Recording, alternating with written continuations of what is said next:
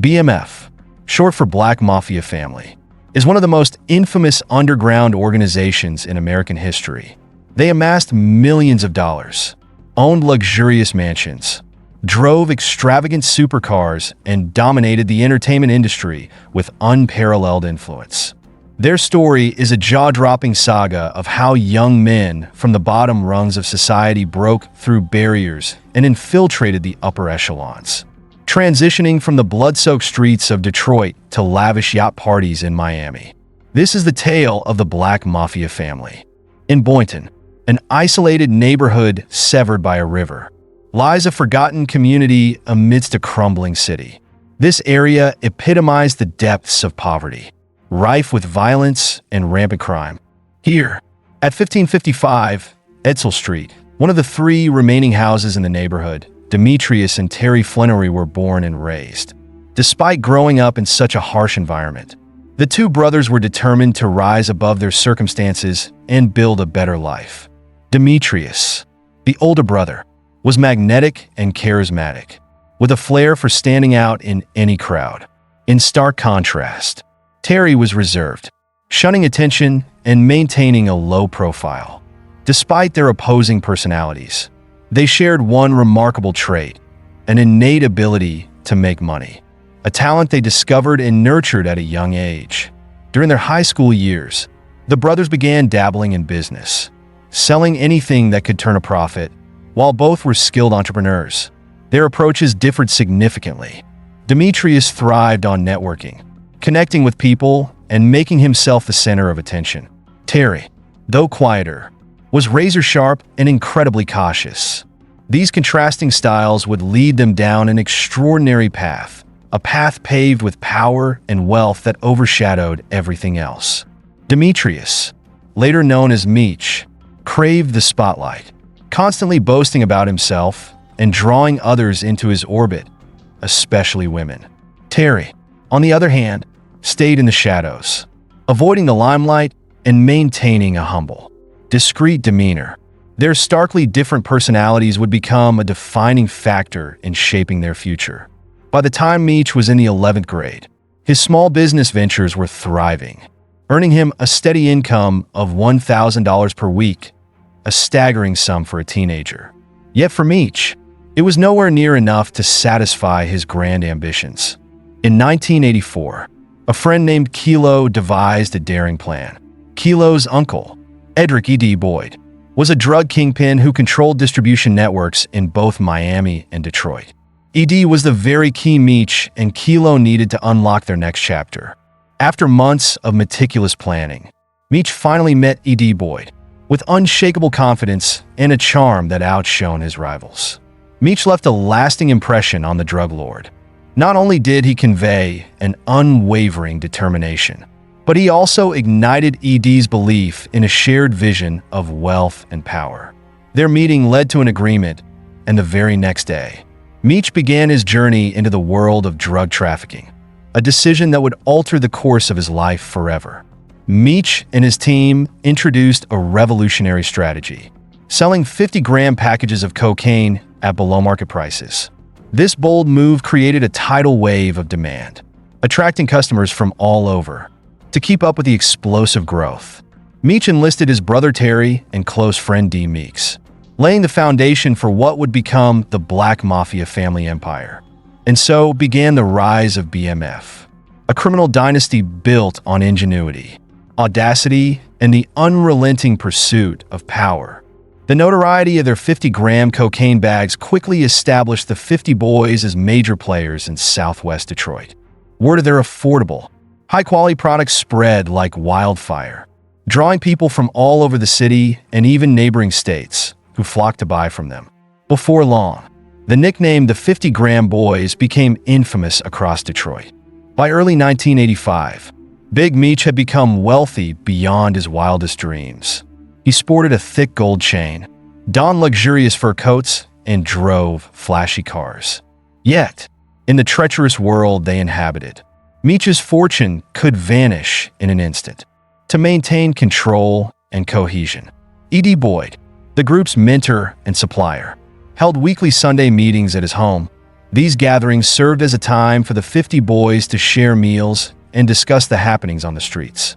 However, one recurring topic often turned these meetings tense: Meech's ostentatious behavior.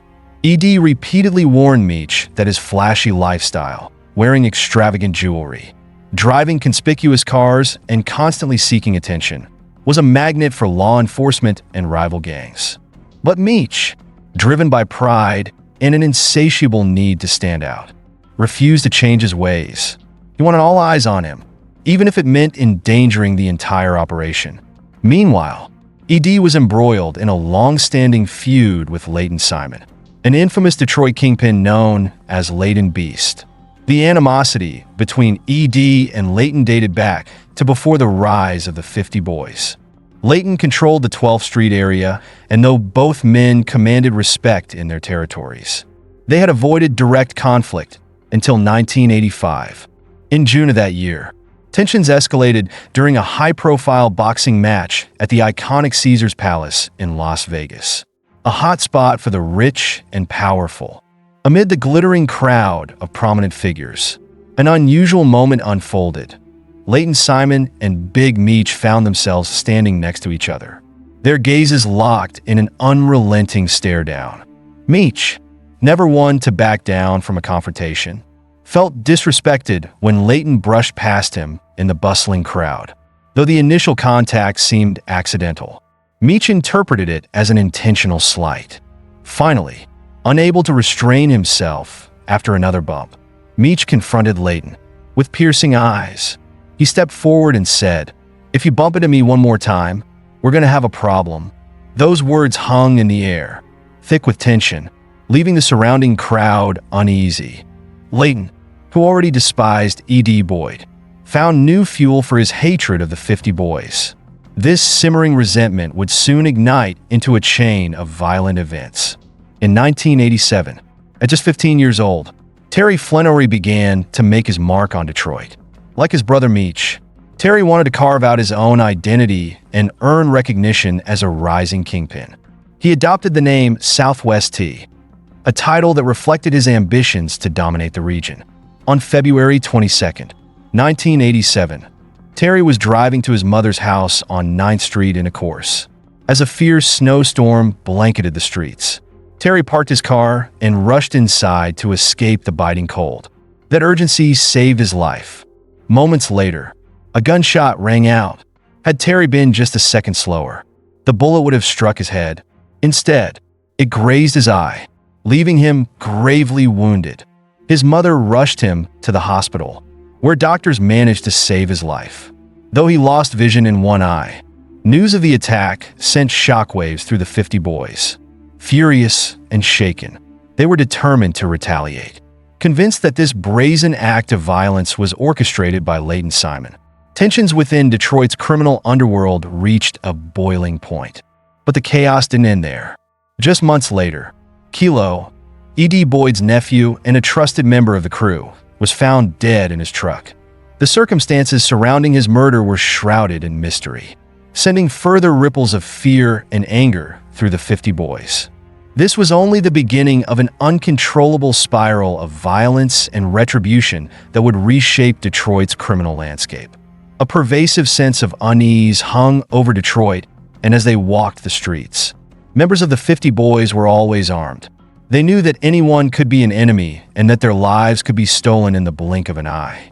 On May 3, 1987, around 30 members of the 50 Boys were cruising in their luxury cars, blasting music along Woodward Avenue, near the Coney Island Diner, unaware that Leighton Simon lived nearby.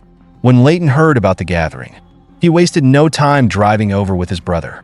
What followed was a violent confrontation between the two groups. The chaos was swift and brutal. Leighton Simon was shot 4 times in the back, but miraculously survived.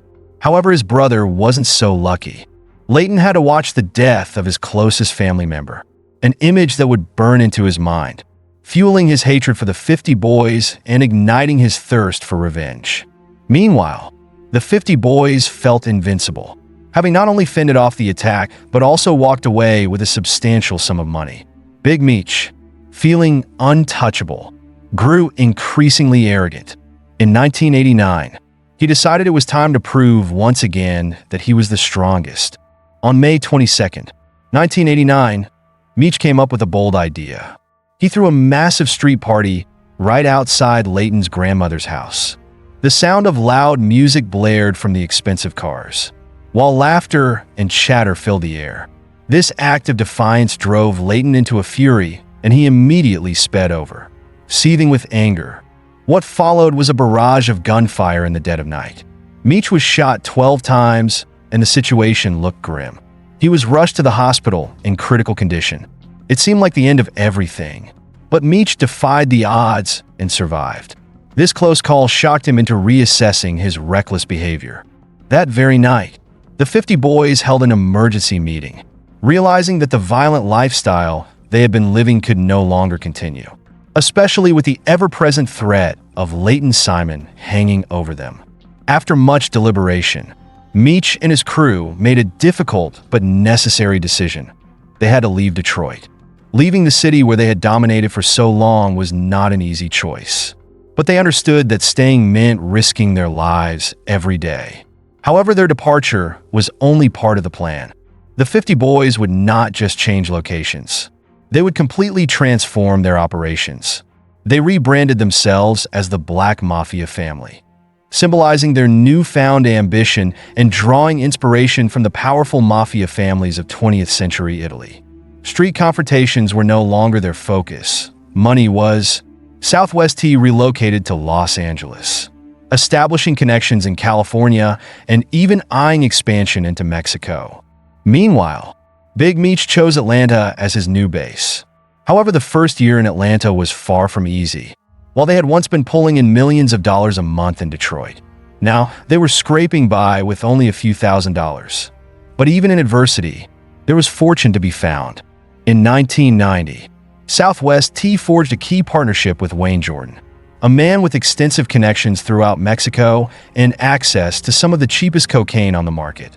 This partnership proved to be a game changer for the Black Mafia family. Wayne opened a warehouse in Los Angeles, where drugs were packaged and shipped, while the crew's assistants spread out across the country to establish new networks. Within a short time, they were generating massive profits, with money flowing in like never before. Meech began to flaunt his wealth in the most extravagant ways. Atlanta became his stronghold, and it was here that he set his sights on becoming the most powerful kingpin in the nation.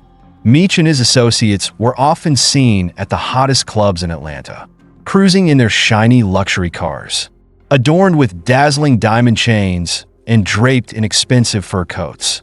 In a short time, the name BMF became synonymous with luxury and power in the city's elite circles.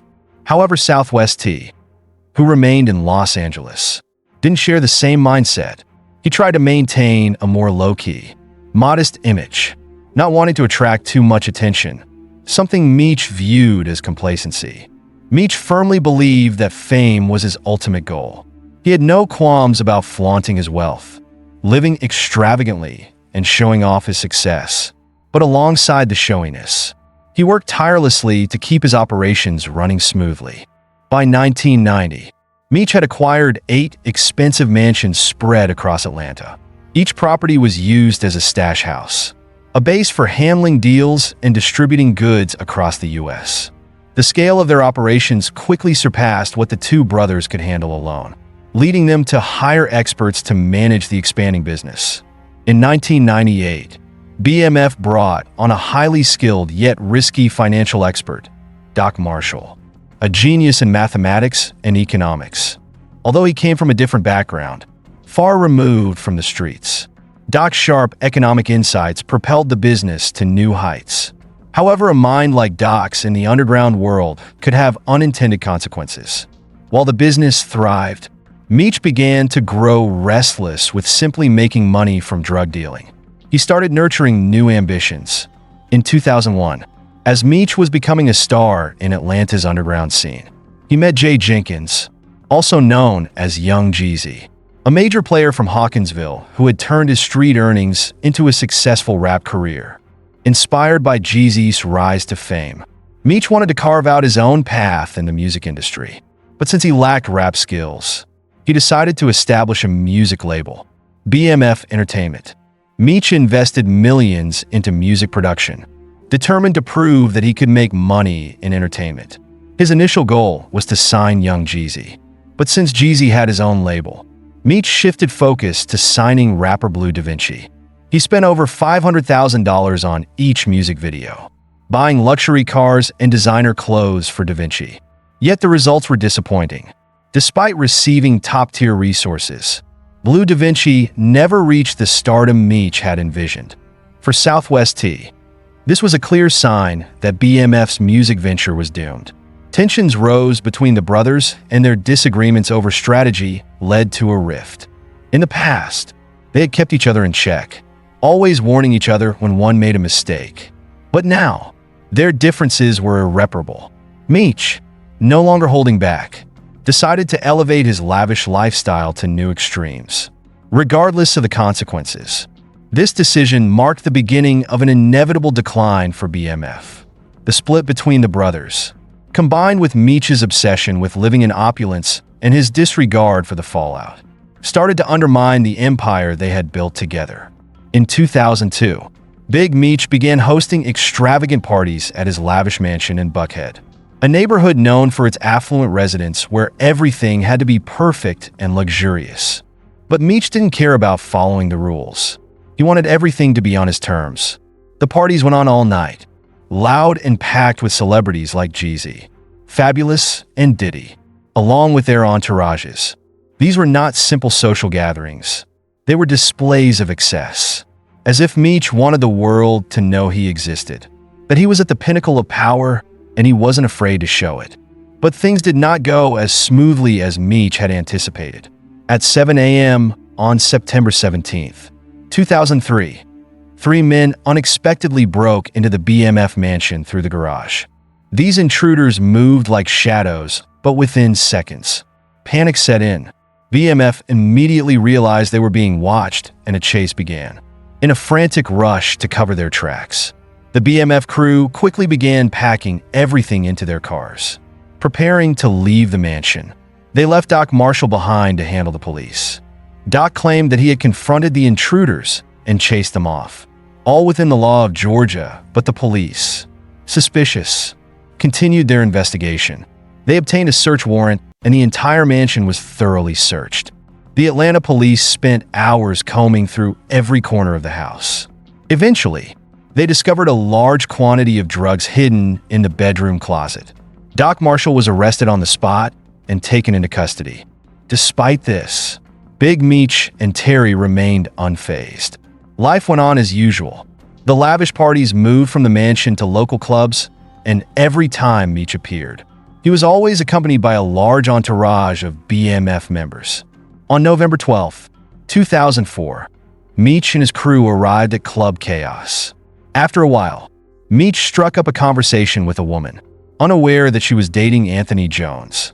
Known as Wolf, a bodyguard for P. Diddy, Anthony approached Meech and asked him to stop. But Meech saw this as a sign of disrespect.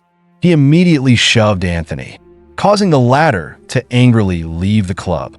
However, trouble was on the horizon.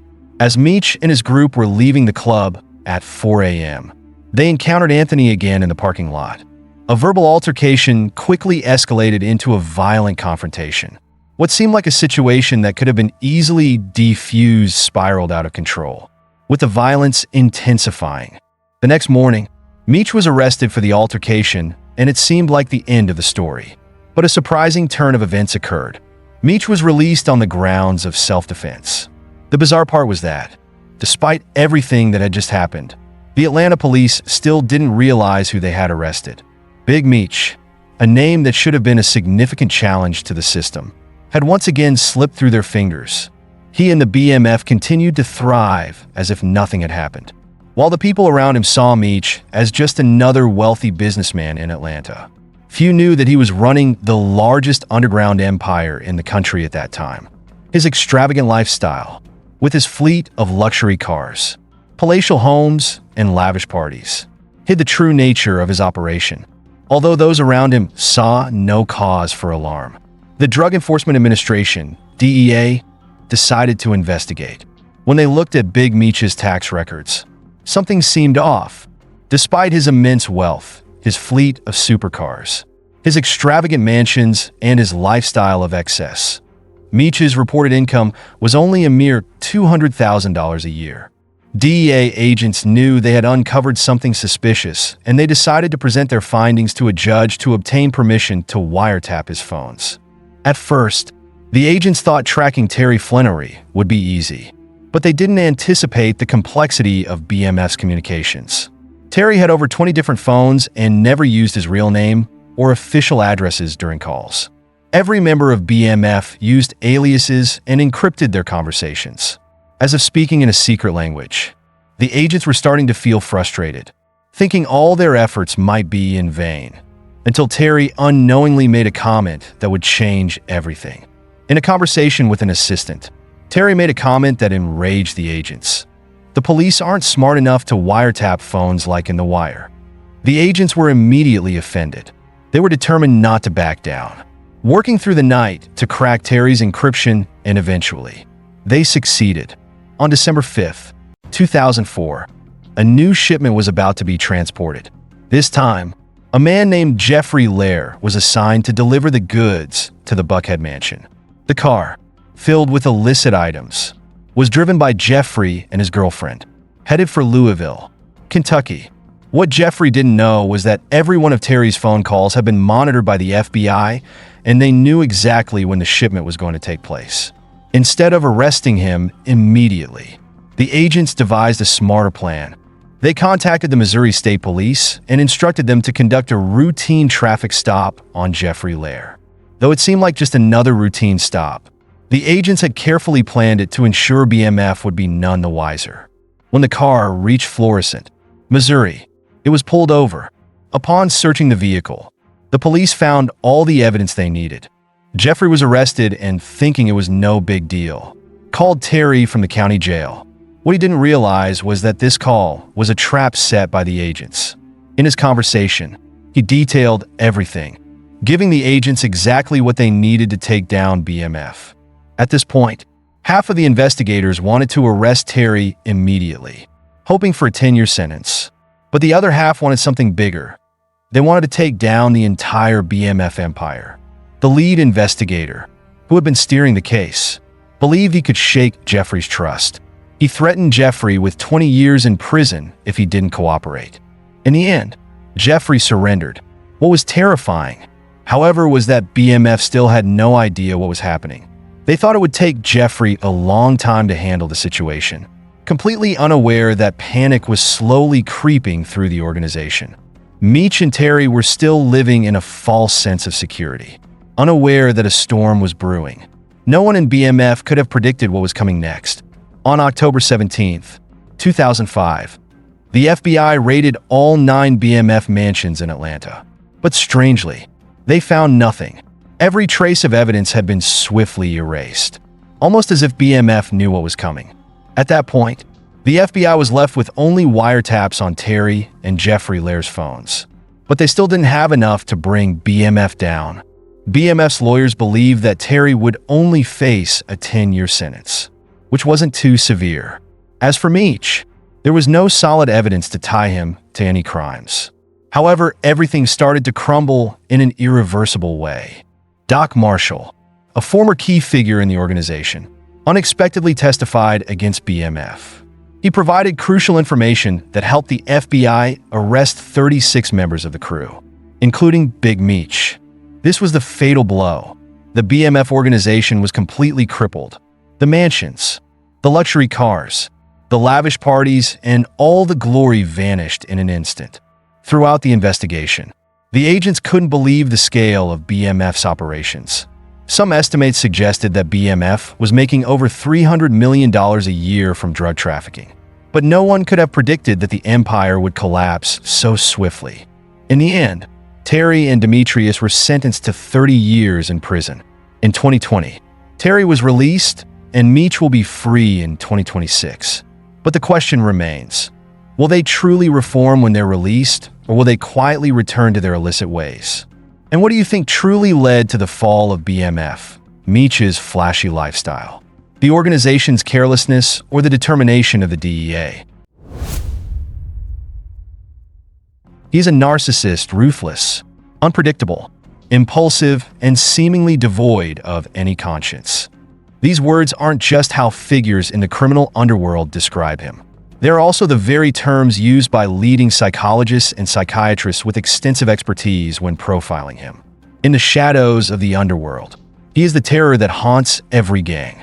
Uttering his name requires the utmost caution because even a single misplaced word could exact a fatal price.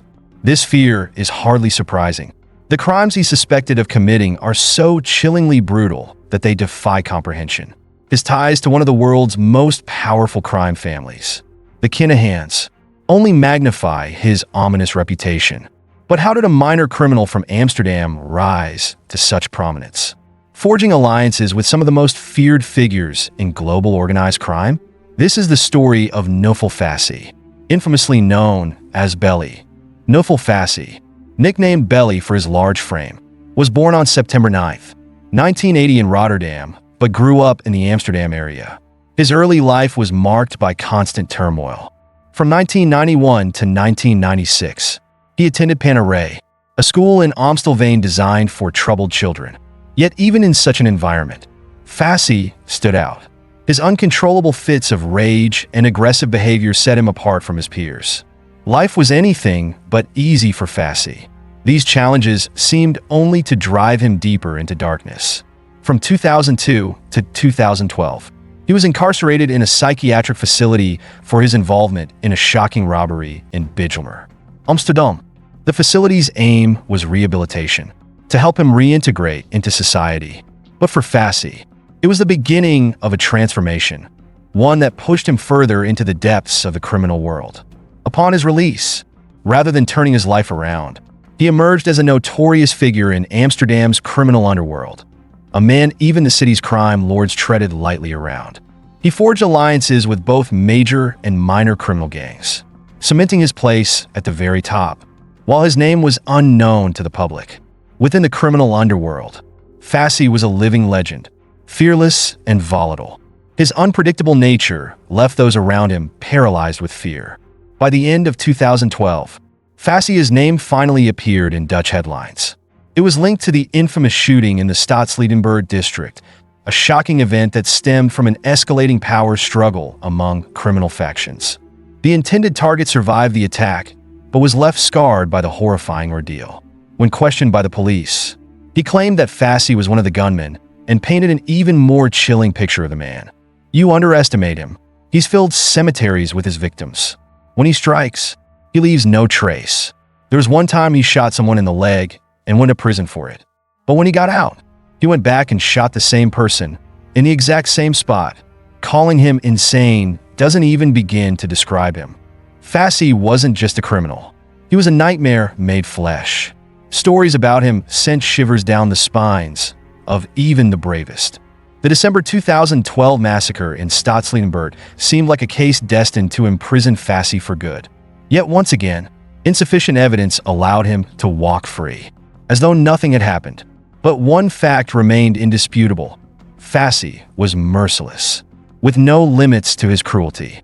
As if the chaos in Stadsliedenburg wasn't horrifying enough, his shadow loomed over an even bloodier episode, the assassination of Samir Scarface in August 2014. At the All-in-One Cafe in Benahavis, Spain, Samir became the target of an execution so swift and brutal it left no room for doubt about Fassih's unrelenting reign of terror. As before, there wasn't enough evidence to charge Fassih, but rumors in the underworld quickly pointed in his direction. This time, it wasn't just Samir who was eliminated. Another figure, Najib Himich, was also present at that meeting. After the incident, Najib disappeared mysteriously, as if he had vanished off the face of the earth. It was whispered that both men were handled under orders from Rico, the Chilean, with Fassih carrying out the deed. His ties to the Kinahan family became increasingly evident. Fassih wasn't just a pawn in the game. He was an integral piece in the sinister schemes of global crime lords. On November 5, 2015, in Diamond, a deadly trap was set for Peter R., a criminal hired by kingpins to take on the jobs no one else dared to touch. That day, Peter got into his mother's gray Opel Inthara. The moment he started the engine, a Volkswagen Golf sped toward him, and two men inside opened fire. In a panic, Peter slammed on the gas, driving onto the sidewalk, through bushes and finally into a small pond. As the car sank, Peter managed to escape and submerge himself in the icy water, waiting until the gunfire stopped. Shortly after, local residents discovered him and pulled him out of the water. Miraculously, Peter survived, despite being shot 6 times in the abdomen. The investigation in the following days quickly identified 3 main suspects: Karim S., Kyo C., and Atif M. Yet as the puzzle pieces fell into place, a familiar name surfaced: Fassih. Police uncovered encrypted PGP messages between Fassih and Atif M, revealing his rage when he learned the assassination attempt had failed. Fassih asked, "Did the police find the getaway car? Why wasn't the car burned in the garage? You could have torched it before the cops got to it, couldn't you?" Atif M responded with a fearful excuse. "We couldn't burn the car immediately.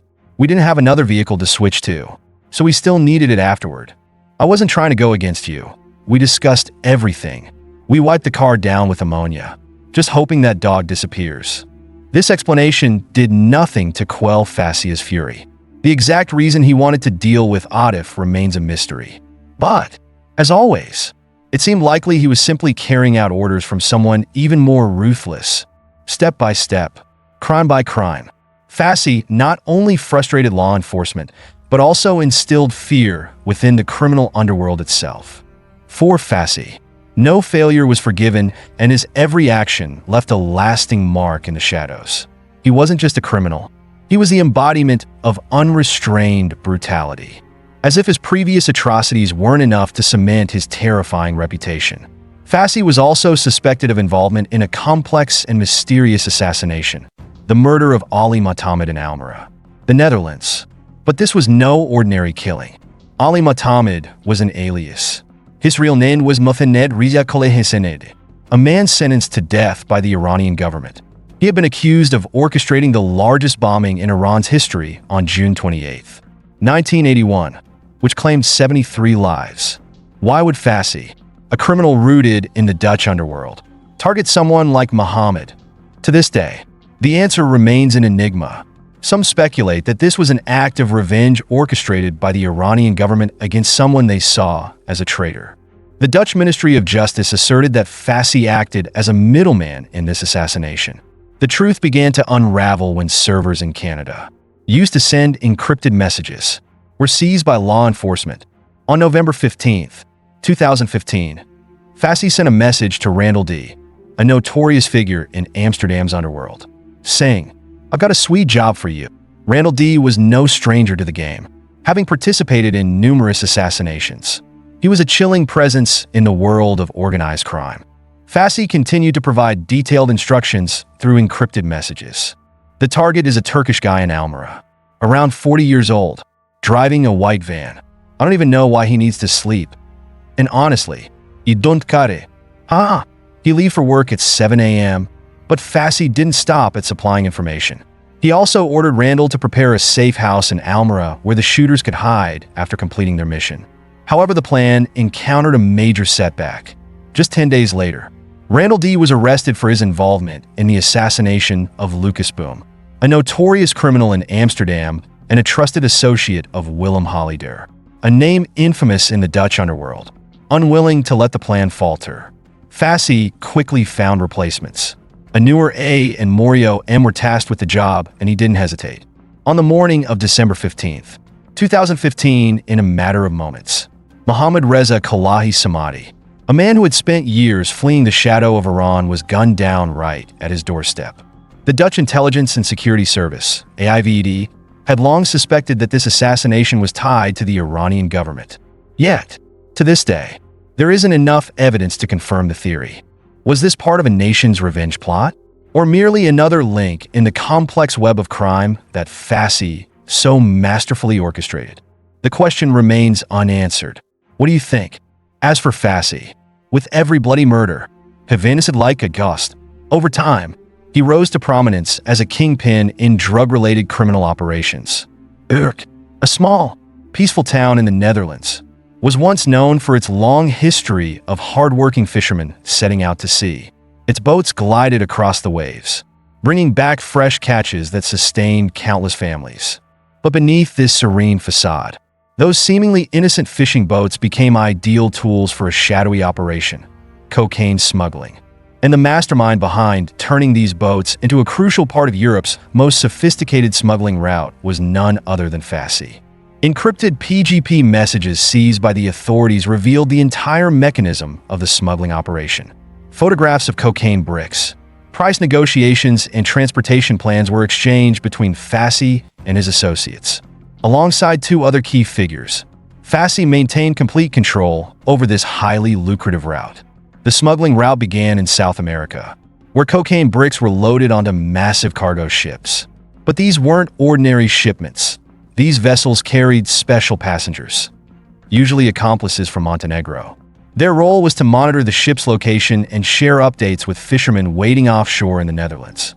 Once the ship reached a designated spot, the accomplices would throw packages of cocaine overboard. The dark expanse of the open sea provided the perfect cover. Under the dim light of the night sky, the fishermen would navigate their boats to the drop point, retrieve the packages, and bring them safely back to port. One encrypted message from an accomplice detailed the method. Everything is packed in black duffel bags, each weighing 30 kilograms. A 30-liter plastic canister is attached to each bag to keep it afloat.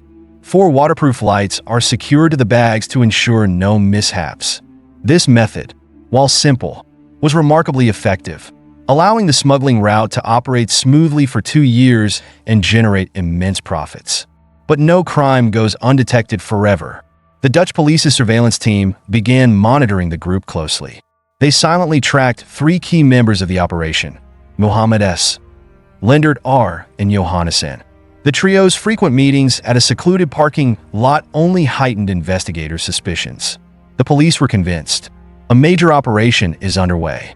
Instead of acting prematurely, they exercised patience, closely following the group's every move.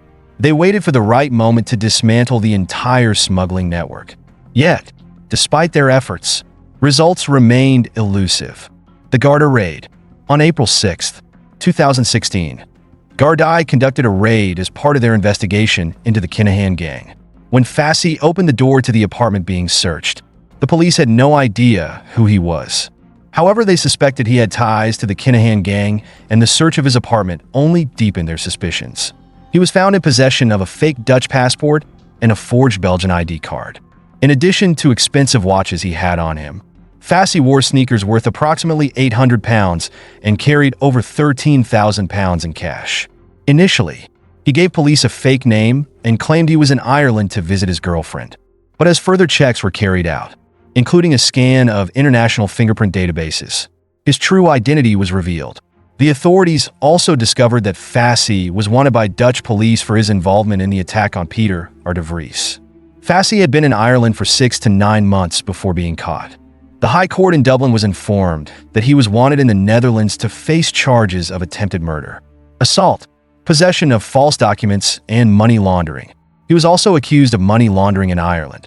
Justice Aileen Donnelly ordered that Fassih be extradited to the Netherlands under a European arrest warrant. Evidence implicating Fassih had been recovered from a BlackBerry device belonging to one of the men involved in the shooting of Peter R. de Vries.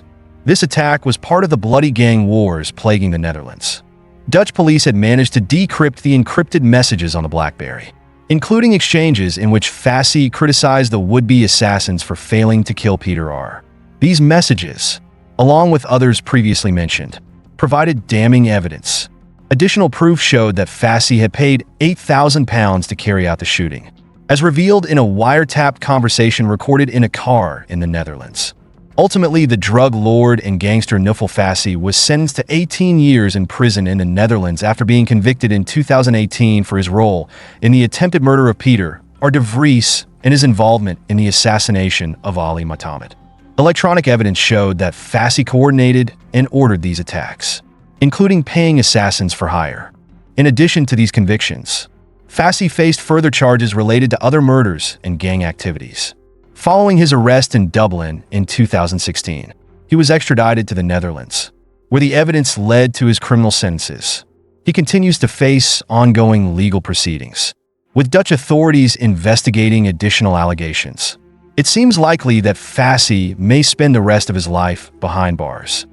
What do you think made Naoufal Fassih one of the most feared crime bosses in the Netherlands? Was it his organizational skills or sheer audacity? If you were the one passing judgment, do you think an 18-year sentence is enough to serve as a deterrent? Ireland, the land of legends and the birthplace of one of the largest criminal organizations in the world, the Kinahan cartel, a name synonymous with dramatic and dark dealings. A gang that began with a father's hands and now his sons continue to rule this bloody empire. The story of Ireland's Kinahan crime syndicate began in the heart of Dublin, with none other than Christopher Vincent Kinahan, also known as Dapper Don, a figure feared in the underworld for his sharp mind and dangerous ambitions. In 1986, Christie was arrested in connection with a heroin shipment worth £117,000, a staggering amount at the time. He was sentenced to 6 years in prison, but could prison bars really cage Christie's ambition and intellect? Wrong. Behind bars, Christie didn't just wait for his freedom. He used that time to earn 2 university degrees and even turned down an early release to complete them, and that wasn't all. He mastered both Spanish and Dutch, further expanding his international influence in the underworld. With the ability to speak 5 languages, Christie easily built a powerful network that transcended Ireland's borders. But what's remarkable is that Christie wasn't born into the shadows.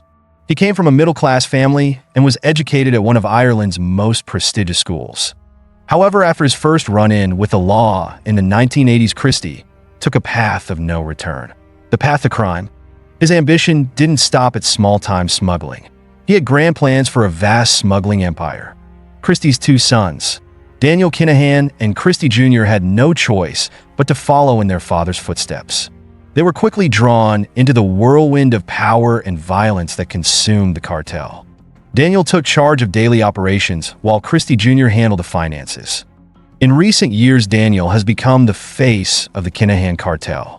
Daniel wasn't just a shadowy figure in the underworld, he also worked hard to craft a public image as a prominent sports promoter. In 2012, he founded MGM, later renamed MTK Global. However, a legal dispute with MGM Grand Resort in Las Vegas forced him to change the name. Daniel then turned MTK Global into one of the leading management and event organizations for boxing and mixed martial arts. At one point, Daniel signed a contract with world heavyweight boxing champion Tyson Fury. Despite his efforts to clean up his image through sports, but the dark cloud of the underworld followed him. Because of this, he was forced to step back from the company, but even then Daniel's name continued to be mentioned in the boxing world. Tyson Fury publicly thanked Daniel for helping arrange the fight between him and Anthony Joshua in 2020. However, MTK Global couldn't escape the collapse brought on by Daniel's undeniable ties to the cartel, and by April 2022 the company had officially shut down. In the chaotic underworld, gang conflicts are inevitable, but the feud between the Kinahan family and the Hutch gang took violence to a new level. Blood spilled without end, and every move carried the price of a life. This was a bloody war with events erupting like wildfire, scorching both sides, and it all began on one fateful morning. At around 11:30 a.m. on September 24th, 2015, Gary Hutch, the nephew of notorious gang leader Gerard "Jerry" Hutch, also known as the Monk, was shot dead in Costa del Sol by none other than the Kinahan cartel. The Monk, leader of the Hutch gang, was a terrifying figure in the criminal underworld with a cold hand and a strategic mind. Gary had once been a trusted ally of Daniel Kinahan, but betrayal over money and suspicions that Gary was spying for Spanish police led Daniel to act mercilessly, ending Gary's life. It was a flawless execution, leaving no trace and igniting a fire of hatred. Not long after Gary's death, the bloodshed continued. On October 9th, Derek Hutch, Gary's brother, was brutally attacked in Mountjoy prison. The Kinahan gang had placed a €10,000 bounty on his head, but Derek miraculously survived the savage assassination attempt. Then on February 5th, 2016, the real war broke out when the Hutch gang retaliated in an event that shocked all of Dublin. At the Regency Hotel, during a weigh-in for the WBO boxing match, 5 masked men disguised as police stormed in and opened fire. David Byrne, a close associate of the Kinahan gang, was left dead in a pool of blood while Sean McGovern was seriously injured. Daniel Kinahan, the main target, managed to escape just before the hail of bullets began. Less than 3 days later, Eddie Hutch Sr., the monk's brother, was shot dead in his own home in Dublin. A brutal revenge for David Byrne's death. The nightmare didn't end there. On March 23rd, Noel King's Eyes Duggan, an ally of the monk, was killed in his car. Violence escalated relentlessly, and soon, innocent people began falling victim as well. On April 14th, Martin O'Rourke, an innocent man, was shot dead after being mistakenly identified. And as if this hatred knew no bounds, just 11 days later, Michael Barr, another innocent mistaken identity, was killed by the Kinahan gang. The deaths kept coming like a chain reaction that couldn't be stopped. By May 24th, Gareth Hutch, Gary's cousin, was murdered near his home, and the war continued with bloody and calculated assassinations. On July 1st, David Douglas became another victim. Unable to reach the monk, the Kinahan gang decided to target all those close to him, sending them one by one to the grave, just as they did to the monk's close friend, Noel Kerwin, on December 22nd. This bloodbath showed no signs of stopping as the Hutch gang retaliated by killing Michael Keogh, an associate of the Kinahan gang. On May 31st, 2017, the Kinahans were quick to respond, avenging this by killing Kane Kerwin, Noel Kerwin's son, in December 2017. Like a horror novel, this story spread across Dublin streets. On January 20th, 2018, Derek Coakley Hutch, the monk's nephew, was murdered while sitting in his car. Soon after Derek's funeral, the Kinahan gang struck again, killing Jason Molyneux, who had just returned from the funeral, pushing the conflict to its peak of hatred. After a brief lull, violence erupted again on December 22nd, 2018, when Eric Fowler, a figure linked to the Kinahan gang, was shot dead at the entrance of his home. This was one of the final acts in this long-running feud which claimed the lives of at least 18 people, most of them from the monk's side. In the aftermath, Garda police launched multiple major crackdowns, arresting over 70 members of the Kinahan cartel across Ireland, the UK, and Spain, forcing the Kinahan gang into hiding. But as darkness engulfed the Hutch gang, the Kinahan cartel only grew stronger, rising to become part of a super cartel, a colossal organization that controlled a vast portion of Europe's drug market. The battle between the Kinahans and the Hutches was a deadly game of chess, where blood and power were the pieces. And when night fell, only the strongest would survive. This drug alliance was unlike any other before it, bold and ambitious.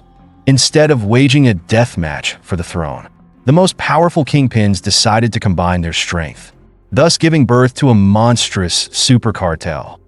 Operating from Dubai, a haven for criminals, they moved like hidden beasts, each one possessing distinct skills and vision. When united, their power became a nightmare not just for the police, but for anyone who dared challenge them. Living in the luxury of Dubai, these crime lords spent money like royalty. $1,000,000 cars, dazzling diamonds, and lavish lifestyles were only sustained by the enormous profits from tons of cocaine flowing through their hands, feeding Europe's drug trade. Dubai, a land with no extradition treaty, had become the ideal refuge for criminals seemingly untouchable. But then the unthinkable happened. International pressure forced Dubai authorities to take action. Once untouchable figures like Imperiali, Eden G, and Ridwan Taghi were arrested right in Dubai. Faces that had once been invincible now crumbled before the law, none of them understanding how it all unraveled. Richard R was even captured back in his home country of Chile, while Imperiali, who once knew no fear, began cooperating with Italian police, turning into an informant. The only stroke of luck in this legal whirlwind fell upon Eden G, as Dubai police were forced to release him because the Netherlands didn't send the extradition papers in time. Meanwhile, Taghi's trial in the Netherlands has yet to conclude, but with everything that's happened, his future seems bleak, likely facing a life sentence. As everything around him collapsed, Daniel Kinahan, the last of the super cartel, began to sense the looming danger. Rumors circulated that he was looking for a way out of Dubai, aiming for a distant land beyond the reach of U.S. authorities. Qatar or Kazakhstan, nations that could become his new safe havens. were now his targets. Daniel had visited Kazakhstan multiple times, and his last public appearance was in July 2019 at a lavish charity event in Astana. There, he spent $140,000 to purchase a signed Virgil van Dijk soccer ball from the Champions League final. However, as rumors spread, the Kazakh embassy quickly denied any involvement and pledged to cooperate with international investigations. So, Daniel remained on the run, searching for a new refuge. Christy Jr., Daniel's brother, found himself in a similar situation.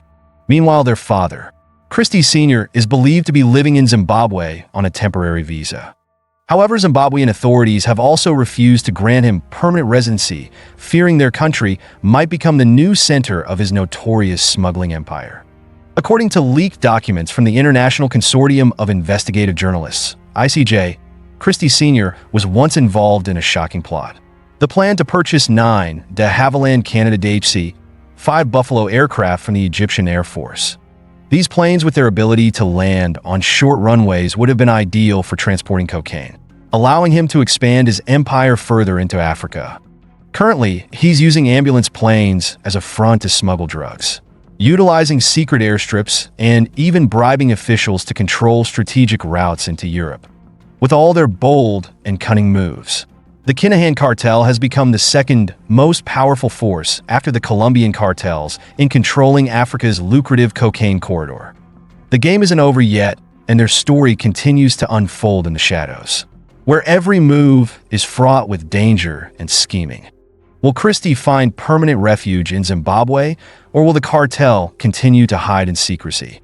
One thing is certain: the whereabouts of the Kinahan family remain a major mystery, and that's how they survive. Quietly, yet never surrendering. If there is one organization more eager to hunt the Kinahan family than anyone else, it's the U.S. Department of State.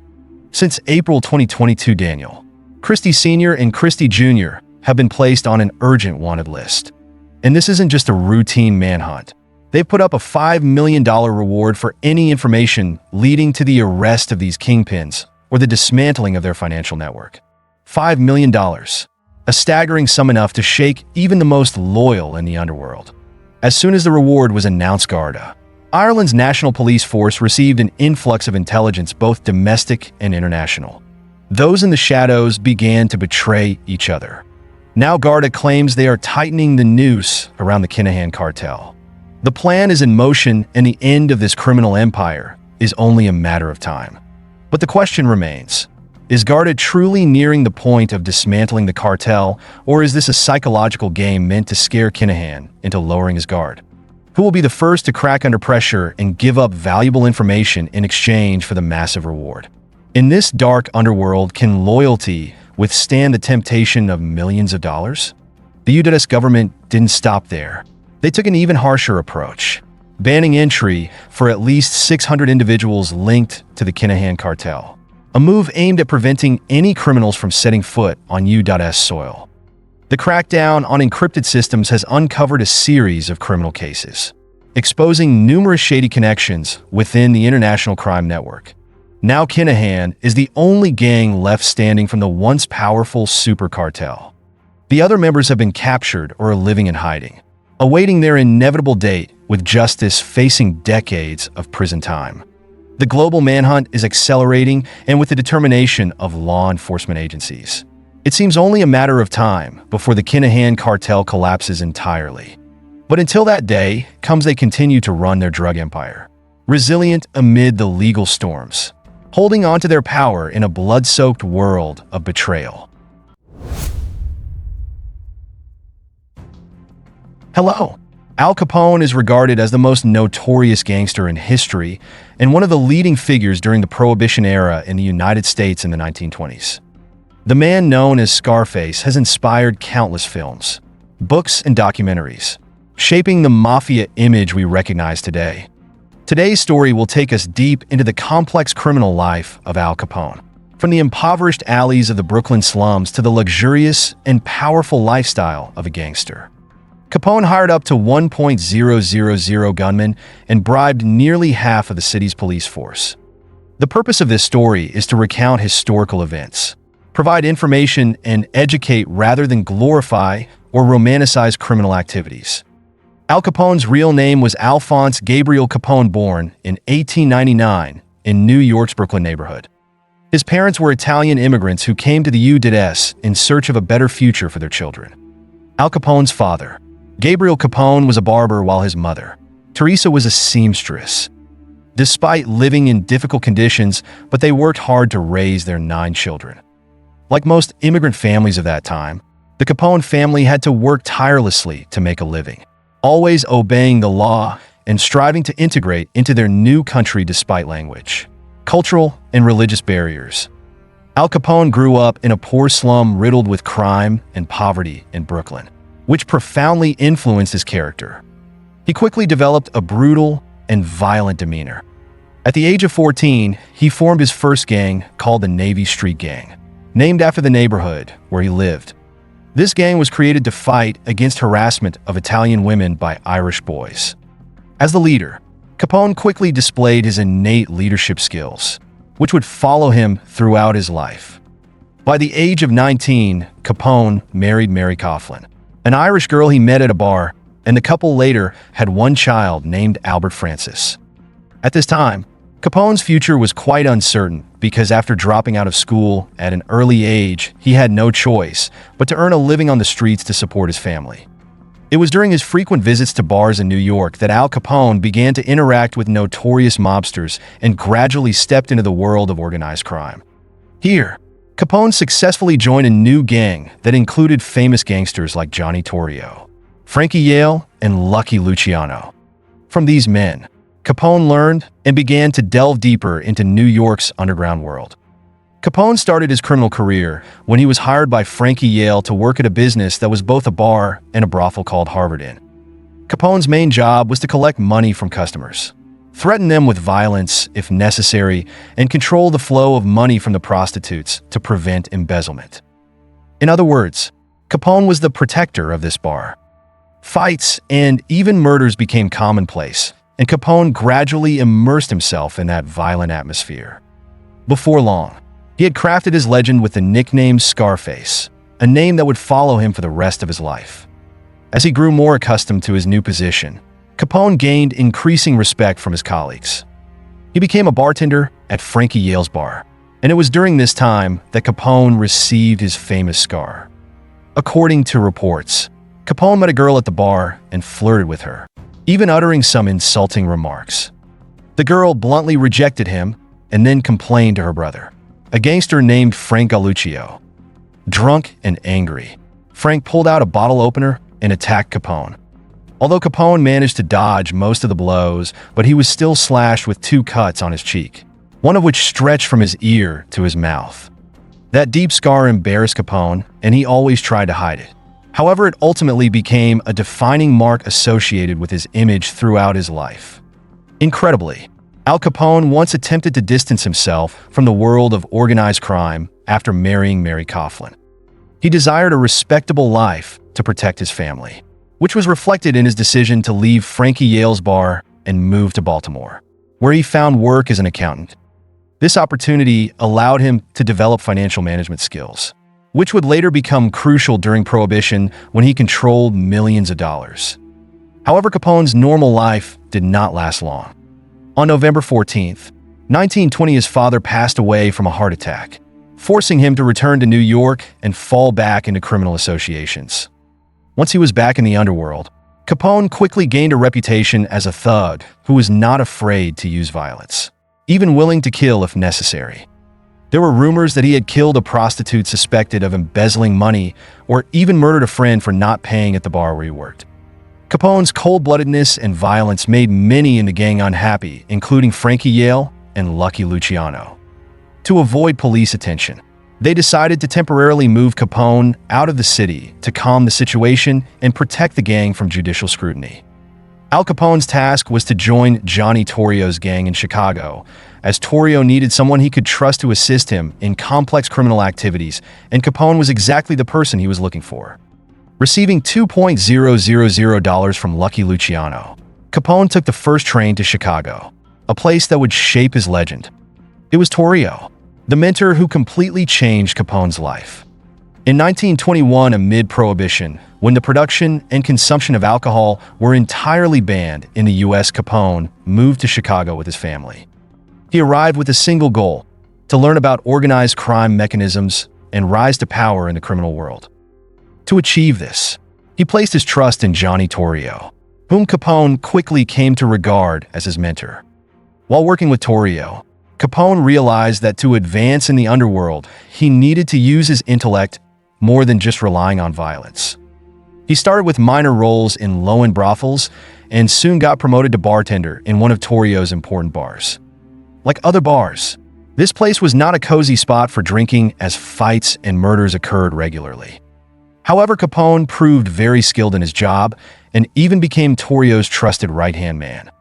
At this point, Capone began earning significant money through activities such as bootlegging, prostitution, extortion, and sports betting, all of which generated enormous profits for the mafia. Under Torrio's leadership, their crime empire exploded with a series of brothels and speakeasies popping up all over Chicago. But things did not last long when William E. Dever was elected as the new mayor of Chicago. Right upon taking office, he aimed to crack down on illegal gambling and bootlegging. Many bars were shut down, forcing gangsters like Capone and Torrio to leave Chicago. With no other option, they decided to relocate their operations to the suburbs in Cicero. In Cicero, Johnny Torrio planned to turn the city into the center of bootlegging and sports betting. Their goal was to expand their criminal activities and gain control over the entire city and its infrastructure. However, to achieve this, they needed to ensure that Republican candidate Joseph Z. Kinahan won the upcoming election. Otherwise, all their operations would be disrupted. Thus, Capone's gang began a campaign to manipulate the election in favor of Kinahan. Capone was not alone in this. He brought along his two brothers for support. On March 31st, 1924, Election Day, the gangsters used violence and guns to intimidate voters. They forced those going to vote to select Kinahan, even escorting voters to the polling stations to ensure their ballots had Kinahan's name. Those who refused to comply were threatened with being shot on the spot. The situation spiraled out of control, and honest voters sought help from Judge Edmund K. Uretsky in an effort to stop the manipulation. Noticing that tensions were escalating, Judge Edmund K. Uretsky immediately dispatched 70 undercover police officers to Cicero to mingle with the crowd and control the violent situation. As they exited their vehicles, the police encountered Frank Capone, Al Capone's brother, who was trying to draw a gun from his pocket, mistakenly thinking it was a raid by a rival gang. In the midst of the chaos, Frank Capone prepared for the worst, but before he could react, he was shot dead on the spot by the police. They opened fire on him, shooting relentlessly until they ran out of bullets, leaving his body riddled with holes. Despite this tragic incident, the riots continued until the voting concluded. Fortunately for Al Capone and Johnny Torrio, their election manipulation efforts were not in vain. Their supported candidate, Joseph Z. Kinahan, was successfully re-elected, allowing their crime empire to continue expanding. Although the election victory was achieved, but the price paid was too high. Al Capone witnessed the tragic death of his brother, Frank Capone, less than a month after the chaotic election in Cicero. Al Capone and Torrio wasted no time in opening a new casino, raking in nearly $1.5 million in just the first year, a staggering amount at that time. Cicero quickly had over 150 casinos operating under their control, where alcohol continued to be served despite the ban. In the context of Prohibition, bootlegging became a hugely profitable venture. However, Italian gangs were not the only ones wanting to control this market. Other gangs, including Irish gangs, had been present long before and were not willing to give up their position easily. A bloody confrontation between factions began to erupt during Prohibition. The Irish gang, led by Dean O'Banion, attacked the Italian gang, who controlled a large portion of the bootlegging market. Their goal was clear: to eliminate Johnny Torrio at all costs. Although the Irish gang made several assassination attempts on Torrio, but all failed, giving Torrio the opportunity for revenge. On November 10th, 1924, about 5 months after the Irish gang's first attack, Dean O'Banion was killed in his flower shop, shot twice in the chest and twice in the neck. This assassination was carried out by three of Torrio's henchmen, Frankie Yale, John Scalise, and Albert Anselmi. Although the Irish gang had eliminated their main rival, but they did not back down. O'Banion's death sparked a fierce revenge from them. In January 1925, two Irish gangsters, Hemi Weiss and Bugs Moran, plotted another assassination attempt on Torrio. This time their plan came close to success, nearly costing Torrio his life. Fortunately, he miraculously escaped death. After this incident, Torrio declared that he was fed up with the rampant violence in Chicago and decided to retire. He handed over control of the crime empire to Al Capone, who then became the official leader of the gang. Surprisingly, Capone did not take any revenge after the assassination attempt on Torrio. This may have been because he was busy dealing with another gang war with the Jenna family, a fearsome Sicilian mafia family that had caused him significant damage. Al Capone could not overlook the Irish gang, who were eager to avenge Dean O'Banion's death. To quench their thirst for revenge, Capone devised a plan to eliminate them. His first target was Hemi Weiss. Capone organized a team of 5 hitmen, including Frank Nitti, Antonio Cardo, Frank Diamond, Albert Anselmi, and John Scalise, with the mission to assassinate Weiss. On October 11th, 1926, Al Capone's hit squad prepared for the assassination by closely monitoring Hemi Weiss's movements for an entire week.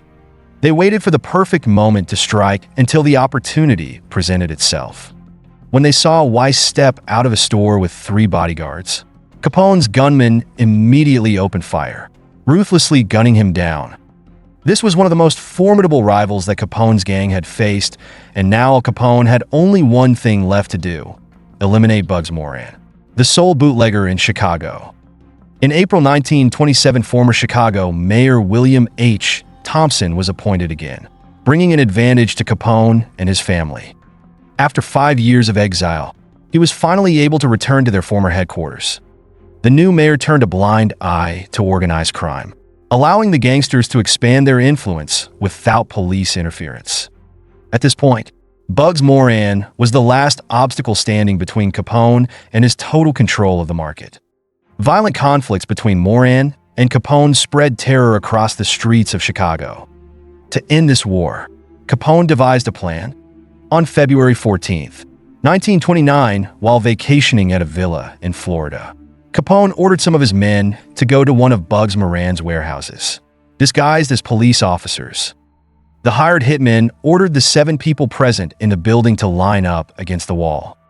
They were quite confident and complied without hesitation, thinking this was just a routine check that would be resolved with a surprise bribe.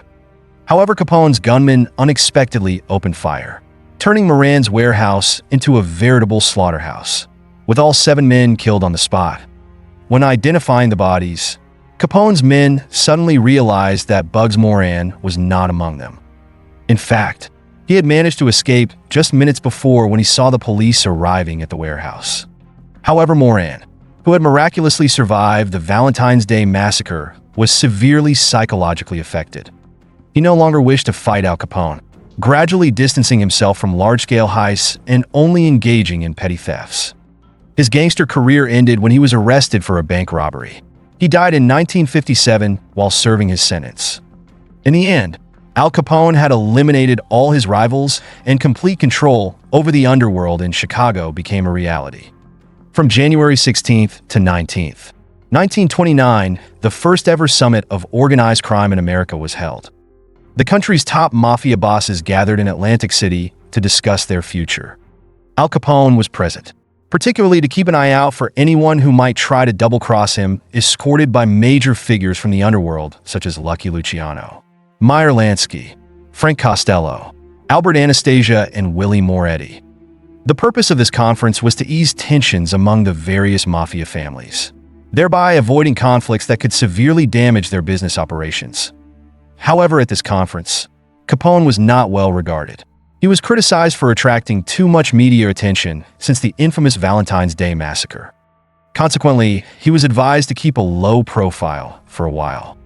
To hide away, Al Capone chose the most drastic solution: prison. On January 16th, after leaving the conference in Atlantic City, Capone arranged with the Philadelphia police to arrest him for carrying a weapon.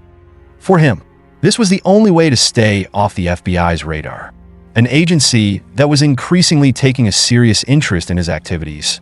As a result, he was sentenced to 1 year in prison, a relatively light sentence that was later reduced. Capone believed that once he served his time, he could return to business as usual, but things were not that simple. The Valentine's Day Massacre had seriously tarnished his image in the eyes of the media and the public. To regain his reputation, Al Capone frequently attended major sporting events such as boxing matches, baseball games, horse races, and dog races. At these events, he often appeared alongside politicians, who at the time were unashamed to be seen with him. However, they were also concerned about their own image as the government sought to eliminate organized crime in Chicago. Capone did his best to showcase himself, and at that time, he was generating nearly $120 million in revenue annually, equivalent to about $1.5 billion today. By then, money was no longer what he needed, so Capone invested time in restoring his reputation by spending on helping the poor, especially during the Great Depression of 1929. He opened a soup kitchen to provide free meals for the destitute and homeless. For him, this was a way to get closer to the people and the working class. His goal was to build an image as a Robin Hood, stealing from the rich to give to the poor. However, this phony charity only bought him time and attention from the media, although it didn't last long.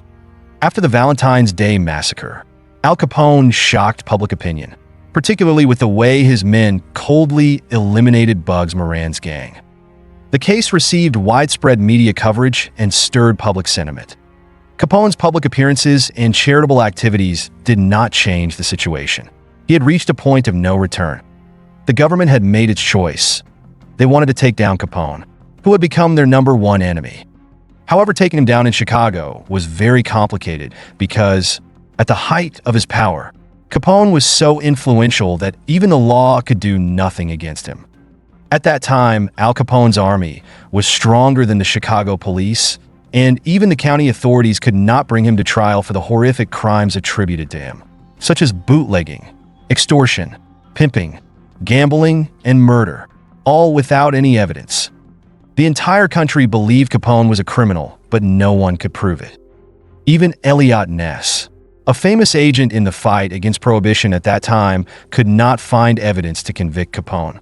The government and the FBI had no choice but to seek an alternative solution. The government believed that the best way to put Capone behind bars was to prosecute him for tax evasion, which would provide a legitimate charge for the authorities. Although Capone held millions of dollars, but no tax returns had been filed under his name. The government then discovered a loophole and immediately exploited it, assigning a team of agents from the Treasury Department to gather evidence to take down the Chicago kingpin. In 1931, an accountant named Frank J. Wilson uncovered solid evidence regarding one of Al Capone's income sources. This income stemmed from several gambling registrations that included Capone's name.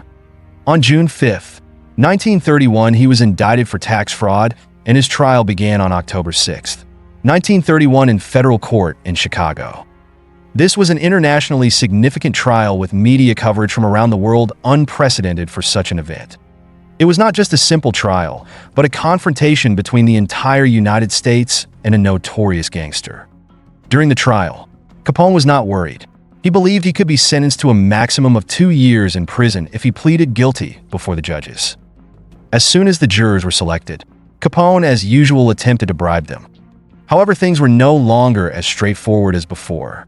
The jurors were replaced at the last minute, and from that point, the trial took a completely different direction. After 8 hours of deliberation, the jury found Capone guilty of tax fraud. 6 days later, the sentence was handed down. The gangster was sentenced to 11 years in prison, an unusual sentence since, at that time, tax evasion rarely exceeded 2 years. Al Capone was transferred to Cook County Jail. His time there was relatively comfortable and pleasant. He had a private cell with a shower, access to a phone, and even a means to transfer money remotely. His henchmen and political friends could visit him whenever he wanted, and during that time, everything seemed to be going well. He was enjoying peaceful days in prison. However, karma began to catch up with him. The life of the most famous gangster in America began to enter its darkest phase as an illness ravaged his physical and mental health. Doctors diagnosed him with syphilis, a sexually transmitted disease that he likely contracted in his youth while engaging with prostitutes. He then received news that he was being transferred to Atlanta Prison, a much stricter facility. At the age of 33, his health continued to decline as the syphilis reached its third stage, leading to gradual cognitive impairment affecting him. However, his nightmare was not yet over. In August 1934, he was transferred to another prison, the federal penitentiary at Alcatraz, which the government created to house the most dangerous criminals in the country. Here, visits were limited to once a month. Physical contact with visitors was prohibited, and radios, newspapers, and reading materials were not allowed. Work in the prison was a privilege, not a right, and inmates were isolated in small cells, unable to communicate with other prisoners, with no way to escape. Thus, Capone had no choice but to continue serving his sentence in this extremely strict prison. The syphilis was taking a toll on him faster than expected as his condition worsened, and doctors were compelled to move Capone to the hospital. His dire state led to his permanent departure from Alcatraz. Capone spent his final years in his Florida mansion surrounded by family. At this point, he was merely a shadow of his former self with a personality resembling that of a 12-year-old, causing him to constantly confuse illusion with reality. Finally, on January 25th, 1947, Al Capone, nicknamed Scarface, died of a heart attack at the age of 48. This concludes today's story, intended to inform and educate without glorifying or romanticizing criminal activities. The story you are about to hear may seem like it's straight out of an action movie, but it is entirely true. It tells the tale of an undercover agent from the Drug Enforcement Administration, DEA, who succumbed to the temptations of money. As an undercover agent, he built and ran a drug empire for over 7 years, raking in tens of millions of dollars. With his skills, he made it incredibly difficult for U.S. law enforcement to capture him. They even had to call upon Interpol for assistance in chasing him down. His life was filled with unbelievable stories, so much so that even crime novels wouldn't dare imagine such tales. The story revolves around the thrilling life of a drug lord who was once an undercover agent. In the 1980s, President Ronald Reagan launched a decisive campaign to combat the widespread drug epidemic across the U.S. The main goal of this campaign was to cut off the drug trafficking routes from South America through the Caribbean. However, drug cartels quickly adapted to the new situation. When faced with intense crackdowns in the eastern region, they shifted direction, establishing new routes through Mexico into California. The city of Los Angeles, known as the City of Angels, suddenly became the epicenter of the cocaine storm. The Los Angeles Police Department, LAPD, faced an unprecedented challenge. Each year, they carried out approximately 100,000 arrests, with 18,000 to 20,000 directly related to drugs. Notably, throughout the 1980s, the LAPD seized record amounts of cash and drugs in these arrests. However, the wave of drug crime soon overwhelmed local law enforcement, forcing the DEA to intervene. Among the pioneers of this battle, Agent Darnell Garcia stood out with his extensive experience. Before joining the DEA in 1978, Garcia had honed his skills through years of service with the Los Angeles Police Department. Alongside Garcia was Victor Guerrero, his close friend and colleague in the fight against drugs. Guerrero continued to work undercover for the FBI, and his identity was kept strictly confidential to ensure his safety during dangerous missions. Garcia, Williams, and Hartford were three brave agents, united by their friendship and shared mission. Each day they faced danger, plunging into what seemed like an impossible war to stop drugs from flooding the streets. Among them, Garcia stood out for his extraordinary courage. He was not only familiar with the city streets, but also possessed sharp instincts, always accurately assessing situations and acting swiftly and effectively. Terry Bowers, a former assistant U.S. attorney, recalled his time working with Garcia with admiration. As an undercover agent, Garcia had a unique ability to blend in and operate efficiently in the criminal underworld. Bowers remarked that not only did Garcia excel in his missions, but he also created the image of a tough, decisive man. Garcia's persona wasn't just a reality, but also carried a bit of legend within the law enforcement community. Darnell Garcia, originally from New York, moved to Los Angeles with his family and grew up there. After graduating from high school, Garcia joined the military and served for 3 years during the Vietnam War. Upon returning from the war, he pursued higher education at the University of Los Angeles, while also developing a strong passion for martial arts. Under the guidance of Chuck Norris, a movie star and martial arts champion, Garcia trained relentlessly. His persistence and talent propelled him to the top, and Garcia won the international championship in Long Beach. Following in his mentor's footsteps, Garcia ventured into acting, appearing in several films, including a role in Bruce Lee's legendary work Way of the Dragon. His competitive spirit and desire to succeed made Garcia a rising star in the martial arts world. However, in a city full of contradictions like Los Angeles, where extreme wealth coexisted with extreme poverty, law enforcement officers like Garcia constantly faced the temptations of large sums of money. This was an ethical challenge they had to struggle with, especially when they had families to take care of. Garcia began craving a lavish lifestyle that his DEA salary couldn't provide.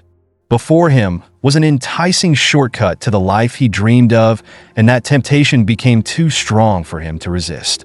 Unable to resist, Garcia decided to step onto the dark path despite the cost of his integrity.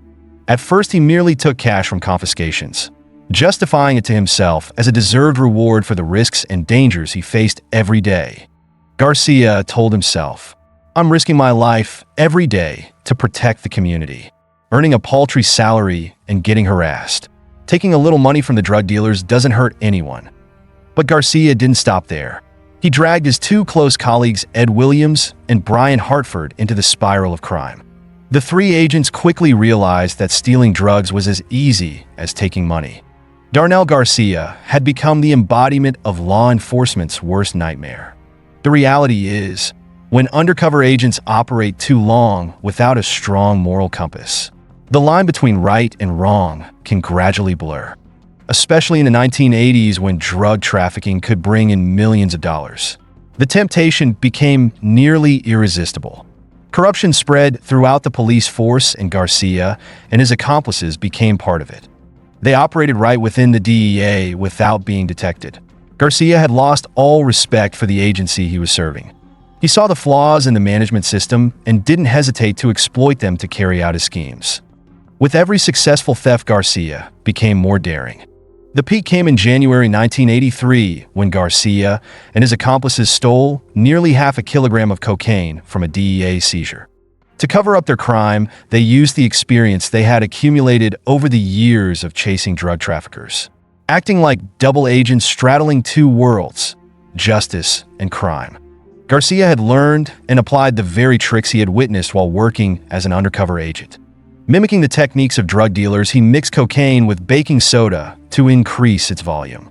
After taking the majority of the cocaine from the evidence bag, Garcia replaced it with baking soda, but left behind a small amount of cocaine. When the DEA checked, they still found traces of cocaine and had no suspicion of his fraudulent behavior. This was the result of applying the sophisticated techniques he had observed during his time as an undercover agent. Garcia's plan operated perfectly, and the DEA officials didn't notice any changes in the evidence bags.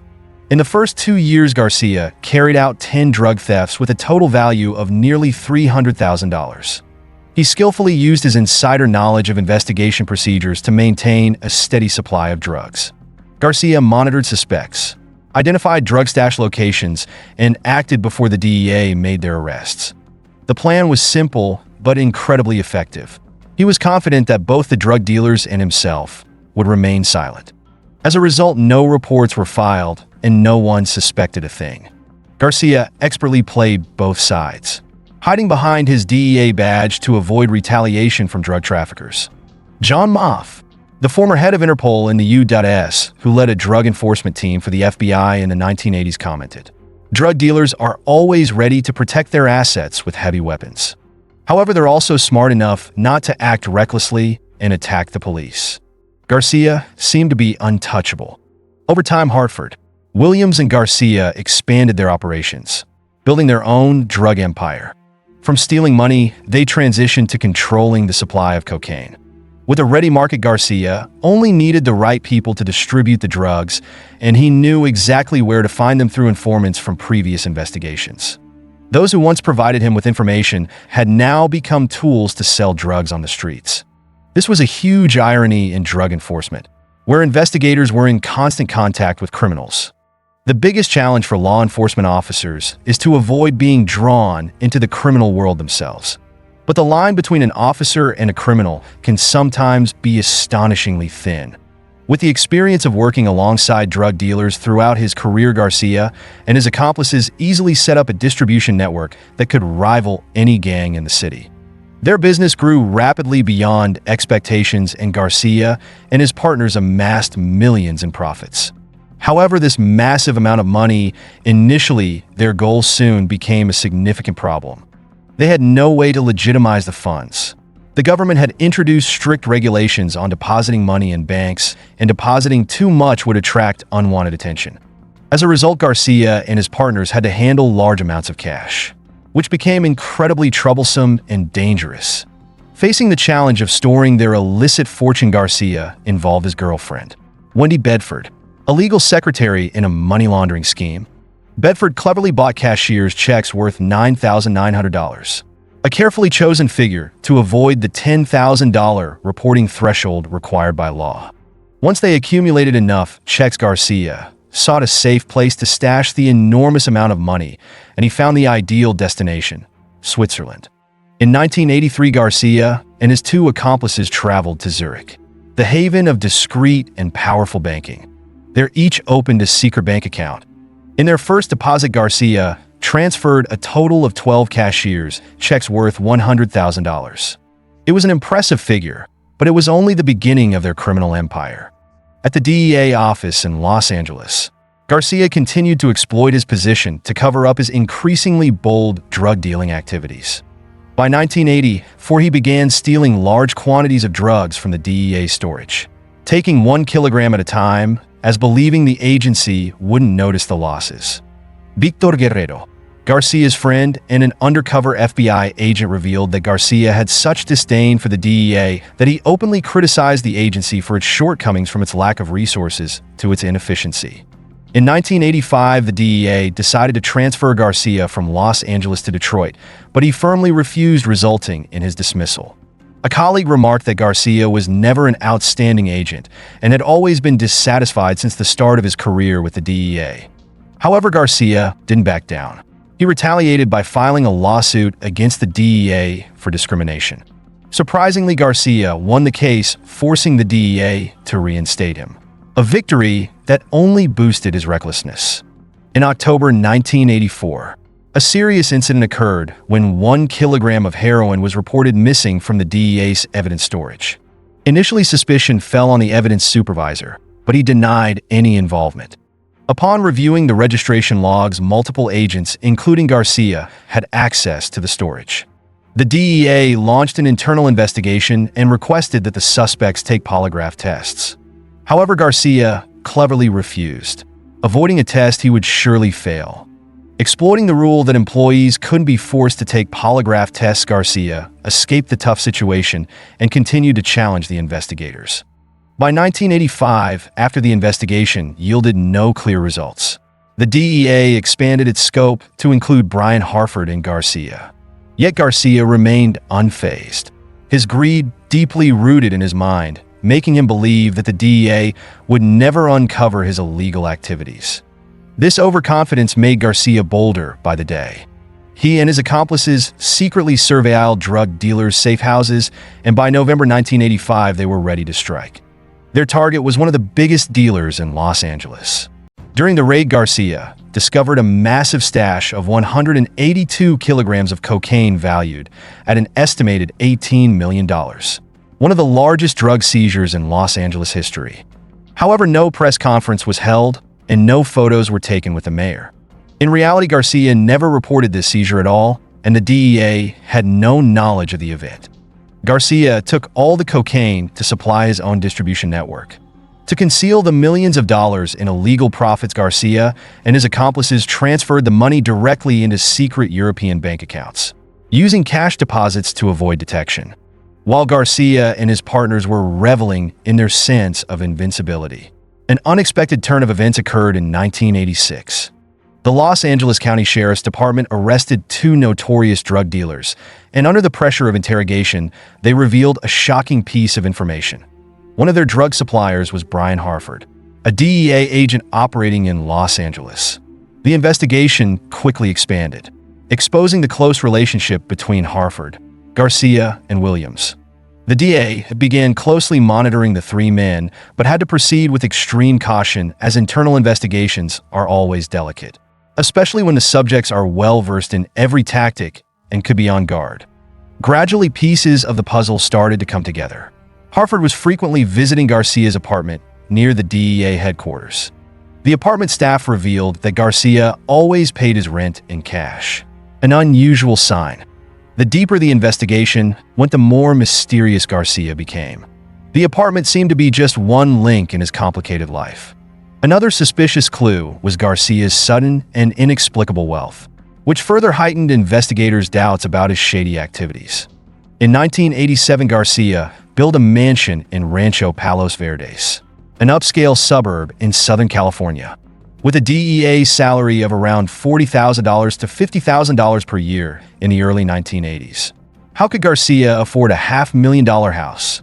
When a friend warned him about the attention he was attracting, Garcia skillfully explained that he had inherited a large sum of money and borrowed the rest. However, the investigators did not relent and expanded the investigation to include those close to Garcia, hoping to trace evidence of his money laundering operations. Investigators discovered that Garcia led a double life with both a wife and a mistress, but it was unclear whether these women were aware of his illegal activities. Despite being closely monitored, Garcia didn't reveal any signs of criminal behavior. Detectives never saw him meeting with any drug dealers, they only had suspicions, with no concrete evidence linking Garcia to any criminal activity. However, an anomaly appeared when they checked Garcia's phone records. He frequently made calls to a number in New York, which caught the DEA's attention. The DEA contacted the New York Police Department for further investigation. The mysterious number belonged to Howard Calhoun, a former DEA informant who had since become a notorious drug dealer. When interrogated, Calhoun denied any connection to Garcia, Harford, or Williams, but the investigators weren't easily fooled. A search of Calhoun's apartment led to a significant breakthrough. They found letters and notes containing Garcia's initials and phone number. This was undeniable evidence. Finally, Calhoun and his girlfriend confessed that Garcia and his accomplices had been sending drugs via courier to Coloni's apartment from an address in Los Angeles, which turned out to be Garcia and Brian Harford's address. Calhoun revealed that Garcia and his associates sent drugs for him to sell, and he then sent the profits back to California using the same method. This drug trafficking system, though simple, was remarkably effective and provided the DEA with crucial evidence. The courier service receipts became the key to arresting the group of rogue agents. To prevent Garcia and his accomplices from warning each other, the DEA planned to arrest all three at the same time. After 3 years of intense investigation, November 22, 1988 was selected as the day of action. Task forces were ready to end one of the most complex internal corruption cases in DEA history. The day of action arrived. Brian Harford and Ed Williams were arrested smoothly without resistance. However, when authorities surrounded Garcia's home, they found only pictures of his lavish lifestyle. Garcia, the DEA agent turned drug kingpin, had seemingly vanished into thin air just hours before his arrest. Garcia's mysterious disappearance raised a big question. How did he know about the impending arrest? The answer quickly emerged when investigators discovered that another girlfriend of Garcia's worked at the Los Angeles County Courthouse. She admitted to seeing the arrest warrant and warning Garcia, though she didn't know where he had fled. The failure to apprehend Garcia was a huge disappointment for investigators, but they didn't give up. In the following months, a federal grand jury in Los Angeles issued 3 additional indictments. Los Angeles County charged Garcia with 26 serious counts, including conspiracy to possess and distribute drugs, as well as numerous money laundering and tax evasion violations. The hunt for Garcia became a test of patience and investigative skill. Authorities believed it was only a matter of time before Garcia made a mistake and revealed himself. The DEA relentlessly investigated Garcia's past, combed through every page of his personnel records, and thoroughly scrutinized his network of relationships. They increased pressure on anyone who might know Garcia's whereabouts, but every lead seemed to hit a dead end. Unexpectedly, 2 months after Garcia's disappearance, a glimmer of hope surfaced when police received a tip about Garcia's appearance at a club in North Hollywood. Not wanting to miss the opportunity, federal and local law enforcement quickly launched a large-scale operation on the ground and in the air. They were determined not to let Garcia escape again, though the likelihood of Garcia still being in Los Angeles was slim. But with someone as cunning and arrogant as Garcia, anything was possible. However, for the second time, in 2 months, authorities came up empty-handed. They still hadn't captured Garcia, nor could they understand his motives. It seemed as though Garcia was taunting the DEA, believing himself to be smarter and capable of staying hidden forever. By June 1989, Garcia was still completely off the radar, and the DEA continued to track his wife Anita and their 12-year-old child, but they too had vanished without a trace. With Garcia's family gone, the DEA suspected that he had severed all ties with the U.S. and was trying to disappear permanently. In the age of globalization, it was entirely possible to move quickly and easily to anywhere in the world, as long as one had enough money.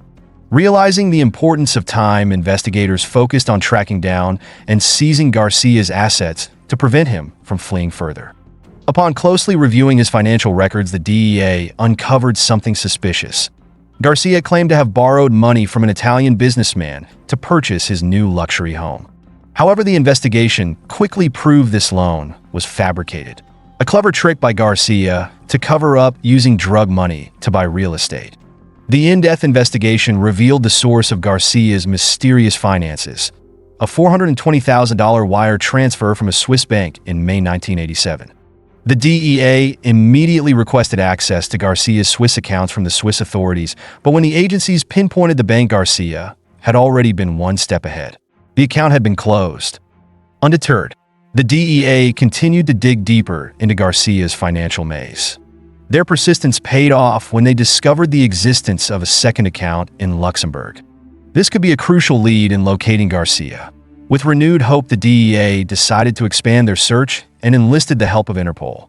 Interpol's global network is a powerful tool in tracking down international criminals. When an Interpol notice is issued, it spreads to all member countries. This system allows wanted individuals' information to be compared with data from multiple sources: hotels, borders, financial transactions. Every little move Garcia made could become a vital clue leading to his arrest. The hunt for Garcia had now become an international effort, with thousands of eyes watching for any trace of this former DEA agent turned fugitive. Luxembourg, a small country nestled between France and Germany, may be modest in size, but holds significant economic power. Its strategic location and reputation as a financial haven made Luxembourg a hub for international criminals. The DEA quickly contacted Pierre Conan, an Interpol agent in Luxembourg, and asked him to track down Garcia, a highly dangerous individual. This mission was particularly challenging because Garcia wasn't a typical criminal, but a former, well-trained agent familiar with counterintelligence tactics and skilled at evading detection. Conan began his investigation at the bank where Garcia had conducted transactions, but once again, they were one step too late. Garcia had closed the account and withdrawn $3 million in cash. For the bank manager, this transaction was unforgettable. Garcia stuffed the money into a plastic bag, over $3 million, and asked, "Would you mind stepping outside with me? I'll show you my ride." The bank manager guessed it would surely be a luxury sports car, but surprisingly, there was no Ferrari, just a bicycle. The bank manager also noticed a rental sticker from a local hotel, a key clue that could help Conan track down Garcia, the former DEA agent who had now become a drug kingpin. Garcia appeared in Luxembourg in June 1989 and quickly disappeared with $3 million. Interpol believed that if Garcia was still in Luxembourg, this would be a rare opportunity to catch him. Despite being smart and cunning, but Garcia was still a foreigner in an unfamiliar land, which made him easier to identify compared to being in California. The last clue about Garcia was the image of him cycling with a plastic bag containing $3 million. The Interpol agents immediately followed this lead to a nearby hotel, where the staff easily recognized Garcia as a familiar guest. Conan continued the investigation and discovered that Garcia had made several phone calls from his hotel room to a local travel agency. At the agency, a young employee clearly remembered Garcia, who had given her a lot of work. They determined that Garcia had flown from Luxembourg to Paris multiple times, but tracking him further proved difficult. However, they hoped he would resurface soon. Conan shifted his focus to tracking Garcia's money, guessing that the $3 million in cash might still be in Luxembourg. Logic suggested that after withdrawing such a large sum, Garcia may have deposited it into another account at a different bank. However, surveys of the local banks yielded no results. So, where had Garcia moved the money? In Los Angeles, investigators developed a new theory. When hunting a fugitive, learning about their interests and passions could provide valuable clues. They recalled Garcia's particular passion for Grand Prix racing. However, searching for one man among thousands of spectators at the Grand Prix in France in July seemed like an impossible task. This event attracted large crowds, creating the perfect environment for Garcia to blend in and disappear. The hunt for Garcia had now turned into a complex chess game, where every move could lead to a breakthrough or failure. The DEA and Interpol persisted, scouring hotel records and nationwide booking lists, all in an effort to track down Garcia. And then a glimmer of hope appeared in Paris. On July 3, 1989, just days before the Grand Prix race, French police working with the DEA and Interpol discovered that Garcia's wife and son had checked into a hotel in Paris. They suspected Garcia might be in France for the race and quickly dispatched agents to monitor his wife, hoping Garcia would show up. However, while agents focused on Paris, Garcia made a foolish mistake less than 200 miles away. In Luxembourg, Garcia visited a travel agency to exchange an unused plane ticket worth about $200.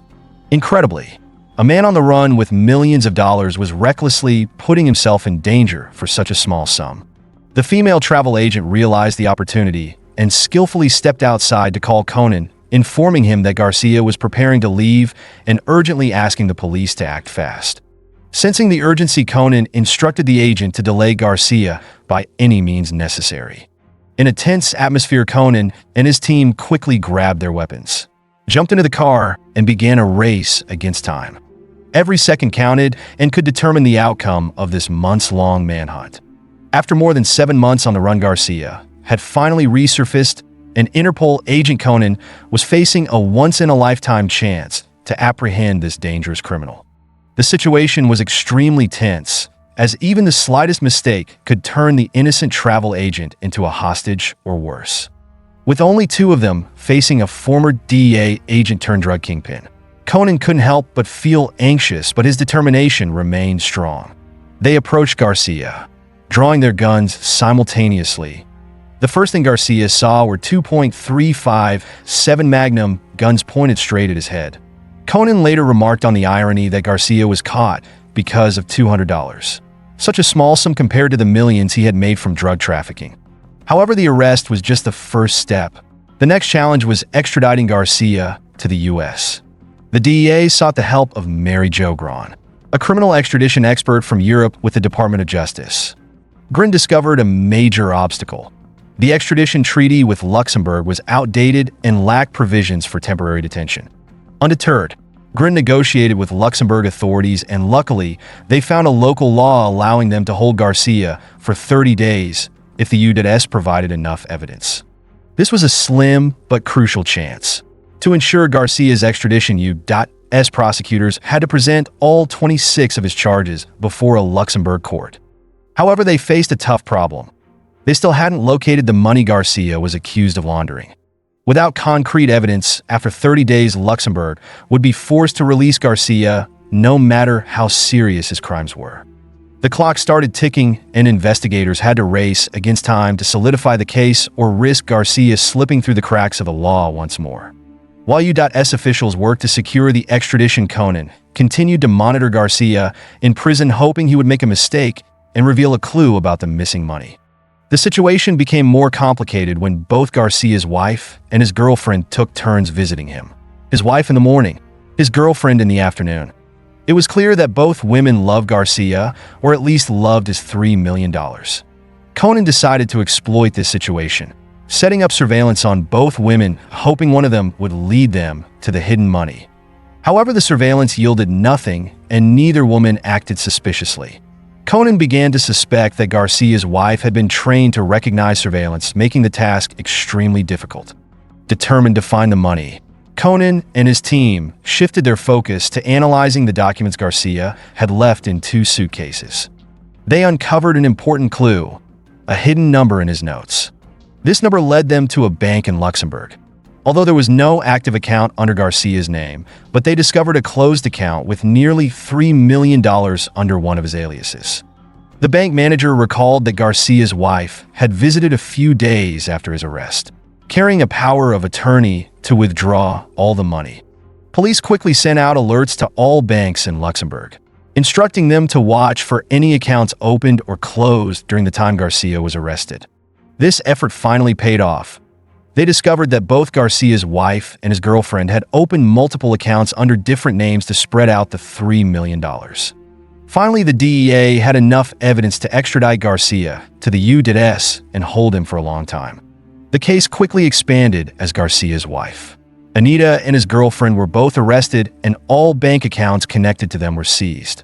The Luxembourg police held Garcia for 6 months on charges of using a false passport, while the DEA and the U.S. Department of Justice prepared extradition papers based on 6 drug-related charges in Los Angeles. Garcia's accomplices, Brian Harford and Williams, had already pleaded guilty to drug trafficking. Harford was sentenced to 10 years in prison, while Williams received 5 years. In exchange, both agreed to testify against Garcia. In Luxembourg, Garcia's wife was sentenced to 5 years in prison, and his girlfriend was sentenced to 3 years.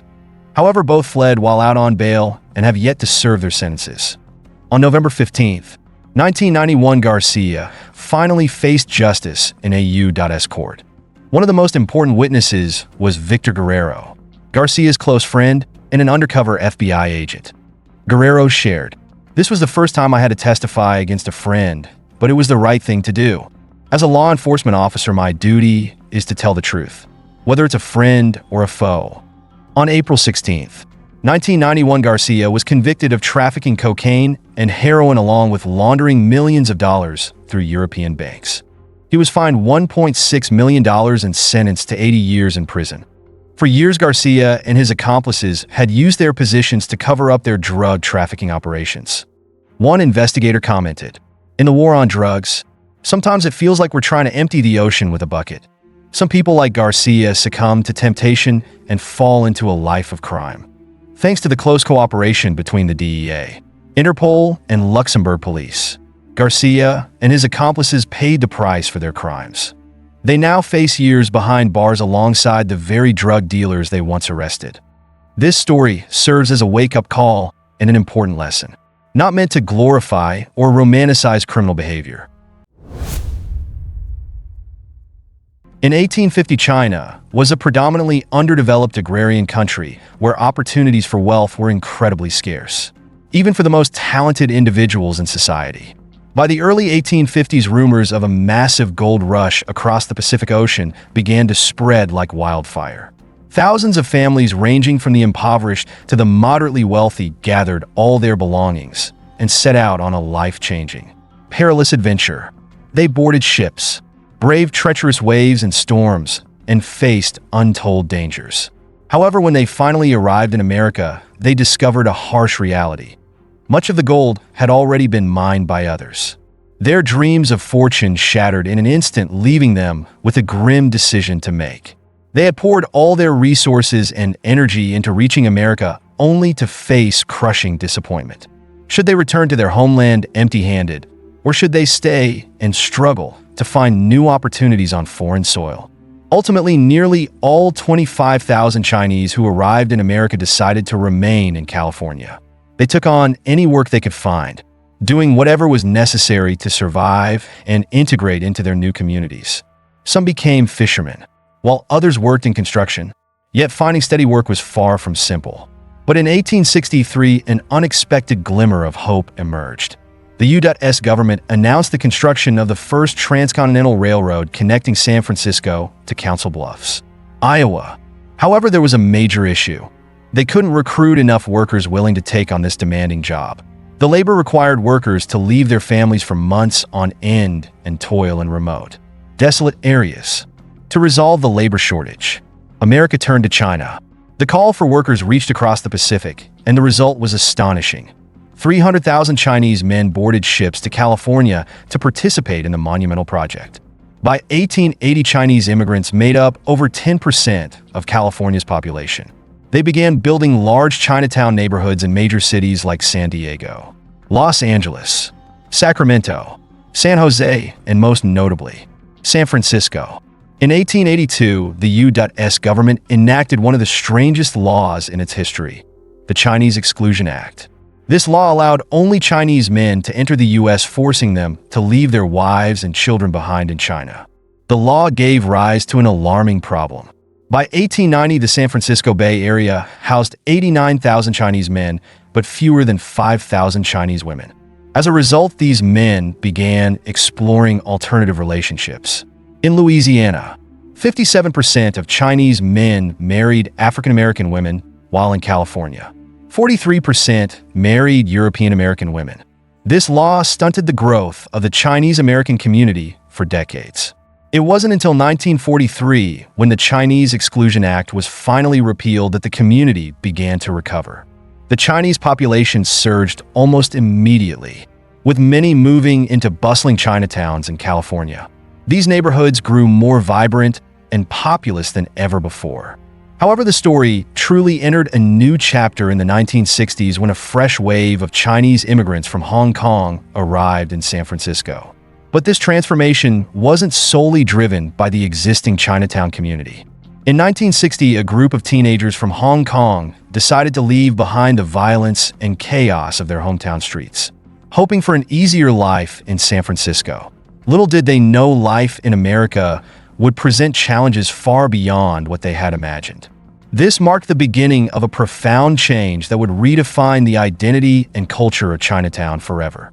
When they arrived in San Francisco, the young immigrants began attending Galileo High School, one of the city's most infamous institutions, not for its academic achievements, but for its rampant fights and school violence.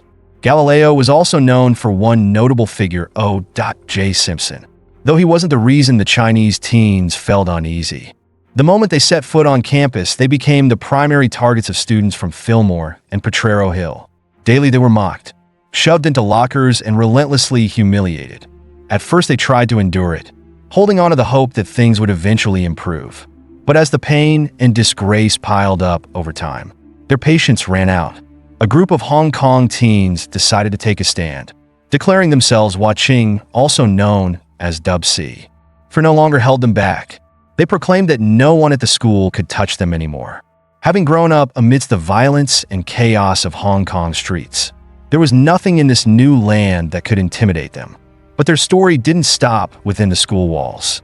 The Huaqing gang began forming connections throughout the Chinatown community. However, what started as schoolyard resistance would soon escalate into something far more complicated. They lived in a 12-story public housing complex in Chinatown, a place governed by strict, unspoken rules. Chinatown wasn't a neighborhood where anyone could simply do as they pleased.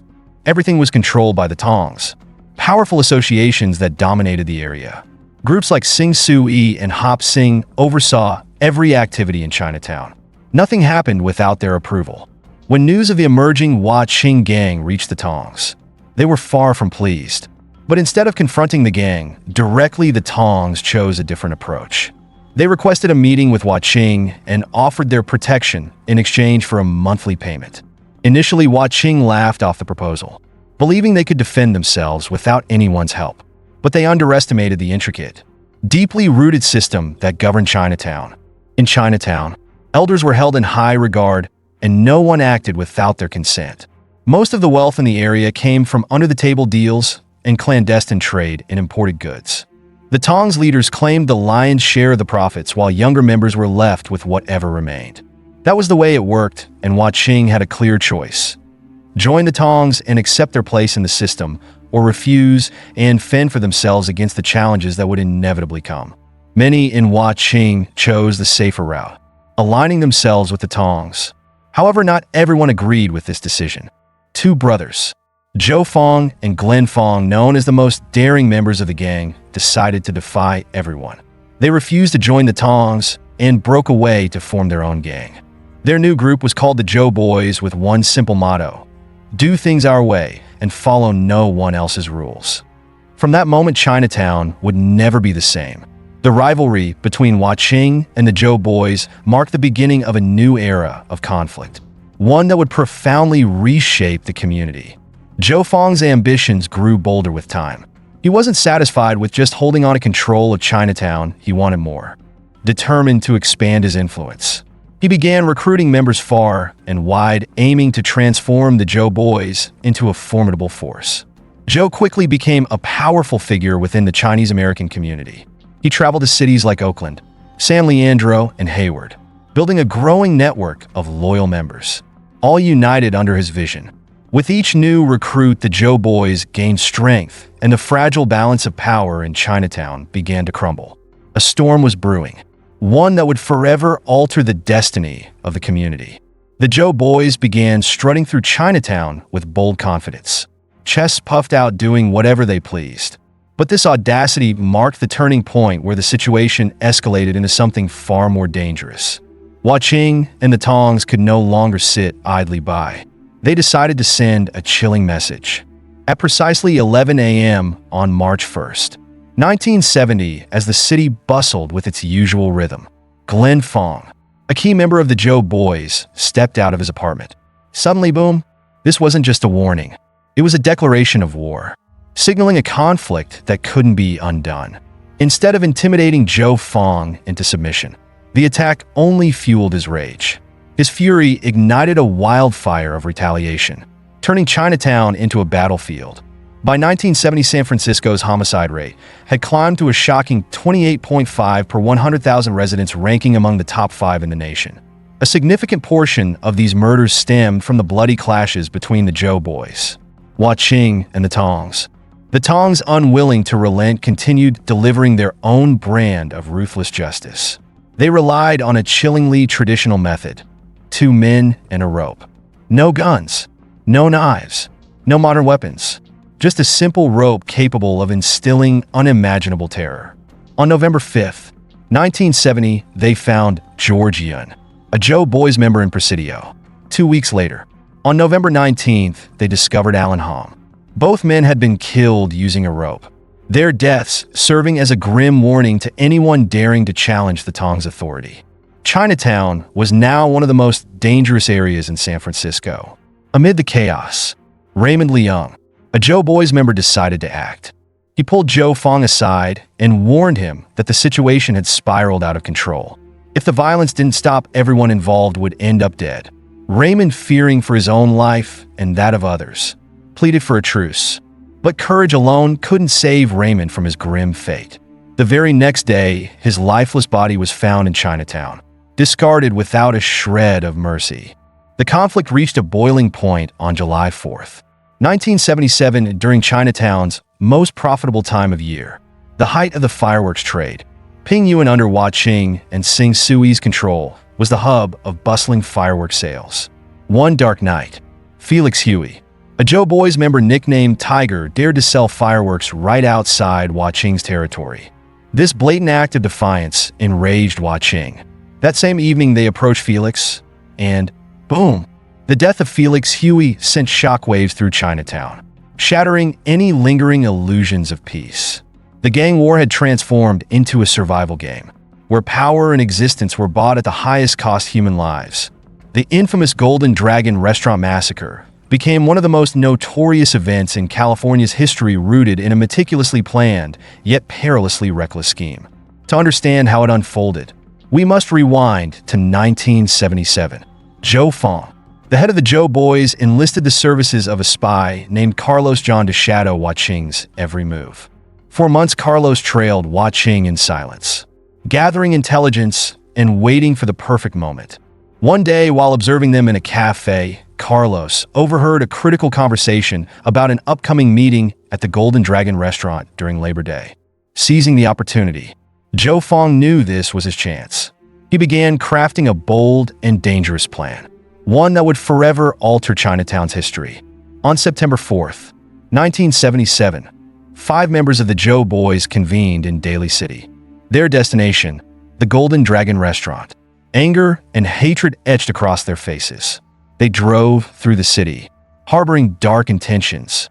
Cold and unrelenting, the group stepped out of their car and entered the bustling restaurant. Their eyes were sharp, their movements purposeful. What followed was a tragedy no one could have foreseen. The attack shook Chinatown to its core and garnered nationwide attention. Tragically, the victims of this senseless violence were not members of Hua Qing. Instead, they were innocent diners caught in the crossfire. The brutality of the incident plunged Chinatown into chaos. Streets that once bustled with life became eerily silent. Shops shuttered their doors. Tourists avoided the area and residents lived in fear. Afraid to step outside, the community had reached its breaking point. Determined to restore order, local leaders rallied together. Meanwhile, the San Francisco Police Department, SFPD, formed a special task force aimed at dismantling the influence of Hua Qing and the Zhou Boys. It took time for the truth to unravel, but on March 24th, 1978, authorities arrested 5 individuals connected to the attack. Shockingly, they were all 17-year-old students from Galileo High School. Youngsters swept into a war far beyond their understanding. Curtis Tam received a 23-year sentence, but was released in 1991 at the age of 30. Melvin Yu, Peter Ng, and Tom Yu were all sentenced to life imprisonment. However, all 3 were eventually paroled. Melvin in 2014, Peter in 2015, and Tom in 2018. These sentences brought some closure, but questions lingered. Was justice truly served, or was this merely the price paid for a conflict that left no real winners? By 1983, Chinatown had reclaimed its reputation as one of the safest areas in San Francisco. Yet the scars of the Golden Dragon Massacre remained, a haunting reminder of the violence that once gripped the community. Despite the return to normalcy, but one figure refused to fade into obscurity. Raymond Chow, better known as Shrimp Boy, a peculiar and enigmatic character. Chow was starkly different from Zhou Fong. Where Zhou Fong was a lone wolf driven by brutality, Shrimp Boy operated with strategic finesse and teamwork. Many considered him even more dangerous than Fong. By the late 1980s, Chow's reputation had reached the ears of Peter Chung, the powerful leader of the Wohap to Triad, Hong Kong's most influential crime syndicate at the time. In 1989, Chung approached Chow with a proposition: collaborate to expand the Triad's influence into the San Francisco Bay Area. This marked the beginning of a new chapter for Chow. Appointed the head of the Triad's operations in Western America, Shrimp Boy seized the opportunity with enthusiasm. He quickly expanded his criminal enterprise, building an empire that amassed immense wealth and power. Despite serving 2 prison sentences between 1980 and 1989, Chow remained a charismatic figure. Strangely, he was often viewed as more than just a criminal. His charm and connections allowed him to mingle with influential figures including Gavin Newsom, Nancy Pelosi, and other prominent politicians. The story of Raymond Chow is one of ambition, power, and eventual collapse. From his rise to the top of Chinatown's underworld to his entanglements with high society, Shrimp Boy remains a figure of both fascination and infamy, a testament to the complex and turbulent history of Chinatown's crime syndicates.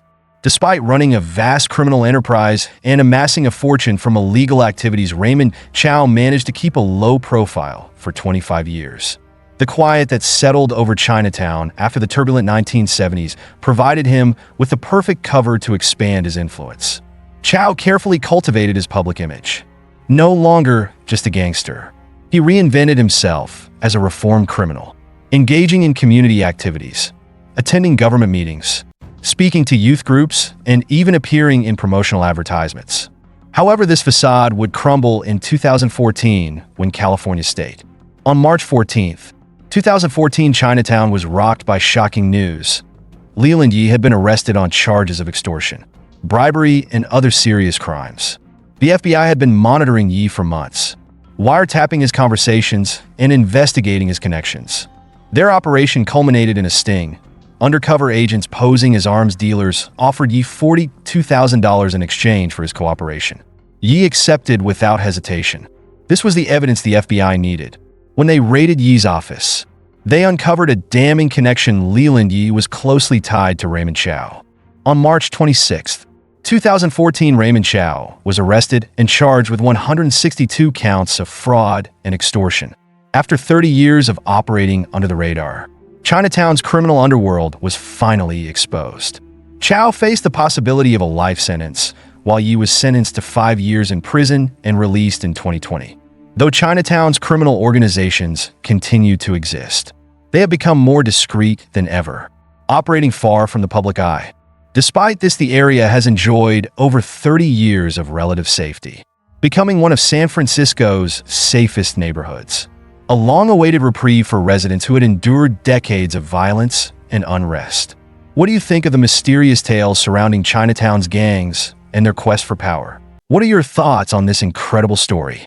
Feel free to leave a comment below to share your perspective. Don't forget to like and subscribe to support this channel. Thanks for watching. Goodbye.